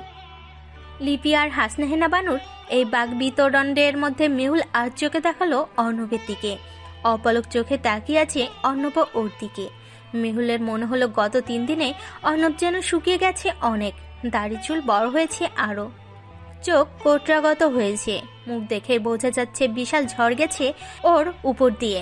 মেহুলের হঠাৎ মনে হলো, আচ্ছা অর্ণব কি ওর ভালোবাসার জন্য এমন করেছে, নাকি সমাজ ফ্যামিলি সবাই কি বলবে সেজন্য মেহুলের কাছে এসেছে। এবার ওর নজর ঘুরিয়ে হাসান সাহেবের দিকে তাকালো। চেহারায় বিশাল এক আনন্দের ছটা। সোহেলি শাইলা খুব আনন্দে ছুটে বেড়াচ্ছে চারিপাশ। বাসা যেন বাজার মতন হয়ে যাচ্ছে। মেহুল আস্তে করে বলল, বাবা তুমি একটু আসবে আমার সাথে? অর্ণবকেও নিয়ে আসি সাথে। ভয়ের তো এক ঢোক গিলে বলল হাসান সাহেব। মেহুল কিছু না বলেই চলল ওর রুমের দিকে। অর্ণবকে ফিসফিসিয়ে উনি বললেন, বাবারে, বুড়ো বয়সে মেয়ের ঝাড়ি হাটে কোলাবে না হয়তো, তুমি যে একটু দেখো না সামলাতে পারো কিনা। অর্ণব মনে মনে বলল, বাহ, বেশ ভালো তো। বাঘের কুয়াতে আমাকে আগে ঠেলে ফেলে দেওয়ার বুদ্ধি। যাতে ঝড় বন্যা যা যায় আমার উপর দিয়ে যায়। চলেন বাবা, আমি আর আপনি একসাথে যাই। অর্ণব উঠে দাঁড়িয়ে বলল হাসান সাহেবকে। হাসনাহেনা বানু শান্ত চোখে অর্ণবকে বললেন, শোনো বউ, কিন্তু তোর মানানো বোঝানো যা ইচ্ছা কর, কিন্তু আমার নাত বউ আমি আমার বাড়িতে চাই, তাও কালকের মধ্যেই। লিপি বেগমও সাথে সায় দিল। অর্ণব হাসান সাহেবকে রেখেই চলো মেহুলের রুমে। 2 বার টোকা দেওয়ার পরে মেহুল ভেতর ঢুকতে বলতেই অর্ণব ঢুকে গেল, আগে দরজা লক করে দিল। গত 3 দিনের ঝাঁকির পরে এখন খুব রিল্যাক্স লাগছে ওর কাছে।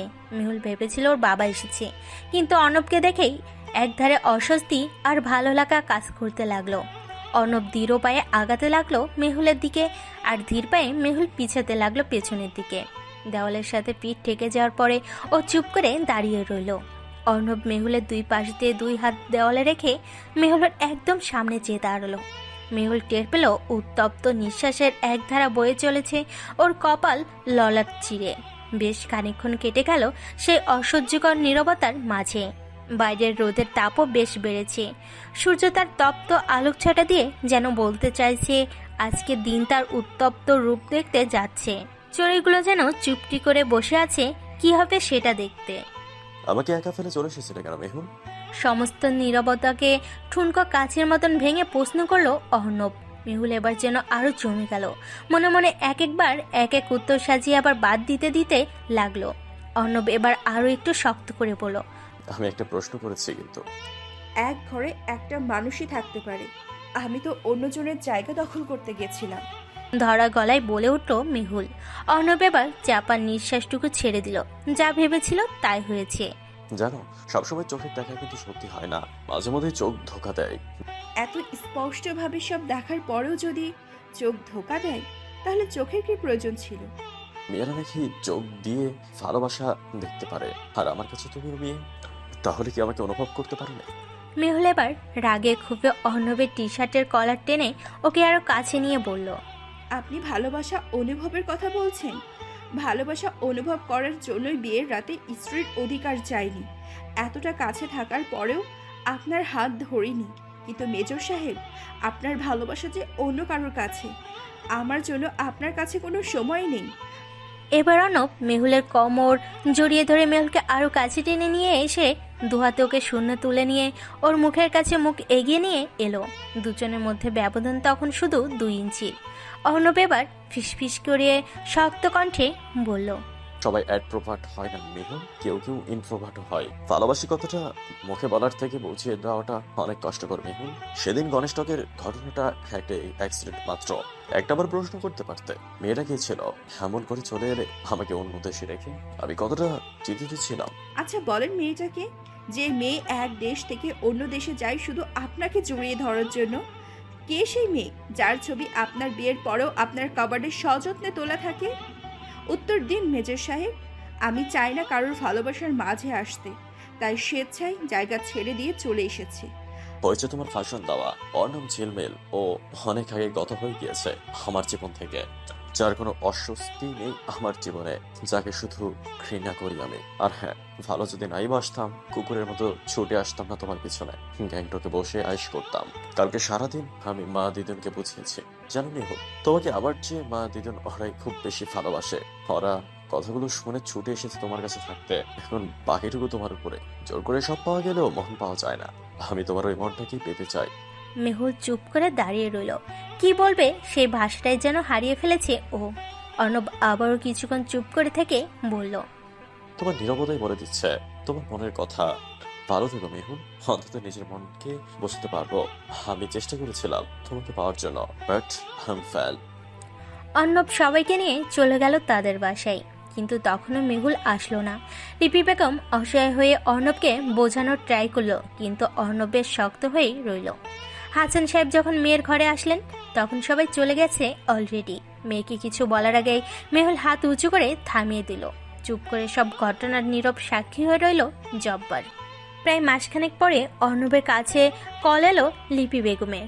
ফোনটা দেখে চোখ কুঁচকে উঠল অর্ণবের। এই দিনের ঘটনার পরে ও চলে এসেছিল রংপুর ক্যান্টনমেন্টে।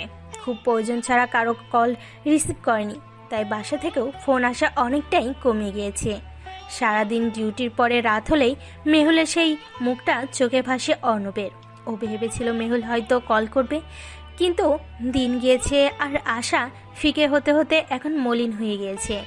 ফোন রিসিভ করে কানে রাখতেই অর্ণবের কানে এলো সোহেলের কান্নামাখা কণ্ঠ। ভাইয়া তাড়াতাড়ি বাড়িতে চলে এসো, নানুমণি খুব অসুস্থ হয়ে পড়েছে, তাড়াতাড়ি এসো। কি হয়েছে দিদুনের? আতঙ্কিত হয়ে প্রশ্ন করলো ও। ভাইয়া এত কিছু তো বলতে পারি না, ডাক্তার বললো অবস্থা ভালো না, তুমি তাড়াতাড়ি চলে এসো। হামু কই? মামিমা নানুমণির কাছে, আমি রাখছি, তুমি তাড়াতাড়ি চলে এসো। এই সংবাদ পাওয়ার পরে অর্ণব যত দ্রুত সম্ভব ঢাকা চলে আসার ট্রাই করেছে। তারপরও প্রায় রাত 9:30টায় পৌঁছালো বাসায়।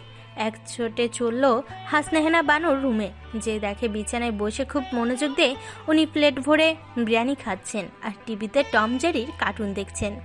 সাথে লিপিও আছে, হাতে কাঁথা নিয়ে সেলাই করে যাচ্ছেন শাশুড়ির পাশে বসে। অর্ণব অবাক হয়ে ওদের সামনে যেয়ে দাঁড়াতেই দুজনেই চমকে উঠল। দিদু, তুমি না অসুস্থ? এই তার অবস্থা? রাগী স্বরে প্রশ্ন করলো ও। লিপি বেগম হা হা করে উঠে বললেন, আম্মা, কেন আপনি উঠছেন? শুয়ে পড়েন তাড়াতাড়ি। আহা, কত অসুস্থ আপনি। মুখ ভরা বিরিয়ানি নিয়ে গ গ করে কিছু বলতে চেয়েও থেমে গেলেন হাসনাহেনা বানু। অর্ণব এবার ওর মায়ের দিকে তাকিয়ে বলল, আম্মু থাক, আর শাক দিয়ে মাছ রাখতে হবে না। রংপুর থেকে দৌড়াতে দৌড়াতে এসেছে, আর এসে দেখছি এই পালা। বাচ্চারাও তো এমন করে না। এই পটপট করা থামা। মাসের উপরে হয়ে গেল, বাড়ি ঘর তালাক দিয়ে বসে আছি। একটা মেয়ে তোর কাছে সব, আর আমরা তো ভঞ্জা, তাই না? মুখের বিরিয়ানিটুকু কোত করে গিলে ফেলে ঝাড়ি দিয়ে বলল হাসনাহিনা বানু। লিপি বেগম শান্তস্বরে বললেন, যা, যে ফ্রেশ হয়ে নে। গজগজ করতে করতে রুমে ঢুকেই যেন হতভম্ব হয়ে দাঁড়িয়ে পড়ল অর্ণব। সারা ঘর ঠিক আর মেহুলের বাসর রাতের মতোই সাজানো ফুল আর লাইটিং দিয়ে। আর এমন সময় রিনজিন শব্দ তুলে এগিয়ে আসলো স্বয়ং মেহুল। ঠিক বিয়ের দিনের মতোই বেনারসি আর একগা ভর্তি গহনা নিয়ে ওর সামনে দাঁড়ালো। অর্ণবের মনে হলো এ যেন সব স্বপ্ন ধরতেই গেলেই সবটুকু স্বপ্ন ভেঙে যাবে। আচ্ছা, আপনারা একটা টি শার্ট দেবেন প্লিজ? আমি না টি শার্ট ছাড়া ঘুমাতে পারি না। মেহুল গড়গড় করে বলে উঠল। অর্ণব এবার হাসলো, ও স্বপ্নই দেখেছে ও। আগুল সারে ও বলে উঠল, এই স্বপ্নটা যদি সত্যি হতো। এরে, এই এতক্ষণ এক গাদা গয়না পরে বসে ট্রায়াল দিচ্ছি, আর উনি বলে এটা স্বপ্ন। এই বলে মেহুল জোরে এক চিমটি দিল অর্ণবের পেটে। আউচ করে পেট ডলতে ডলতে অর্ণব যেন হা হয়ে রইল। মেহুল ফিরে এসেছে, সত্যি মেহুল ফিরে এসেছে। কিন্তু পরক্ষণেই ভাবল, কিন্তু কিভাবে? মেহুল ততক্ষণে আছড়ে পড়ল অর্ণবের বুকে। অদ্ভুত এক শীতল পরত যেন বয়ে গেল ওর মনের মাঝে। মেহুল শক্ত করে জড়িয়ে ধরে বলল, ভালোবাসি অনেক অনেক, কিন্তু আপনি তো এতটুকু বাসেন না আমারে। একটা ফোন দিয়ে তো জিজ্ঞেস করতে পারতেন বেঁচে আছি না মরে গেছি। অভিমান করেছিলাম রে পাগলি, তোমাকে ছাড়া আমিও যে ভালো ছিলাম না। আরও জোরে শক্ত করে ধরল অর্ণব। কাঁধের ব্যাগ ফুলরে ফেলে আর কোলে করে তুলে নিল মেহুলকে।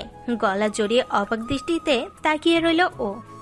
সেদিন তো চিৎকার করে বলেছিলে বউয়ের অধিকার দেয়নি, এখন বলো তো বউয়ের অধিকার কি কি? অর্ণবের কণ্ঠে দুষ্টুমির ছোঁয়া।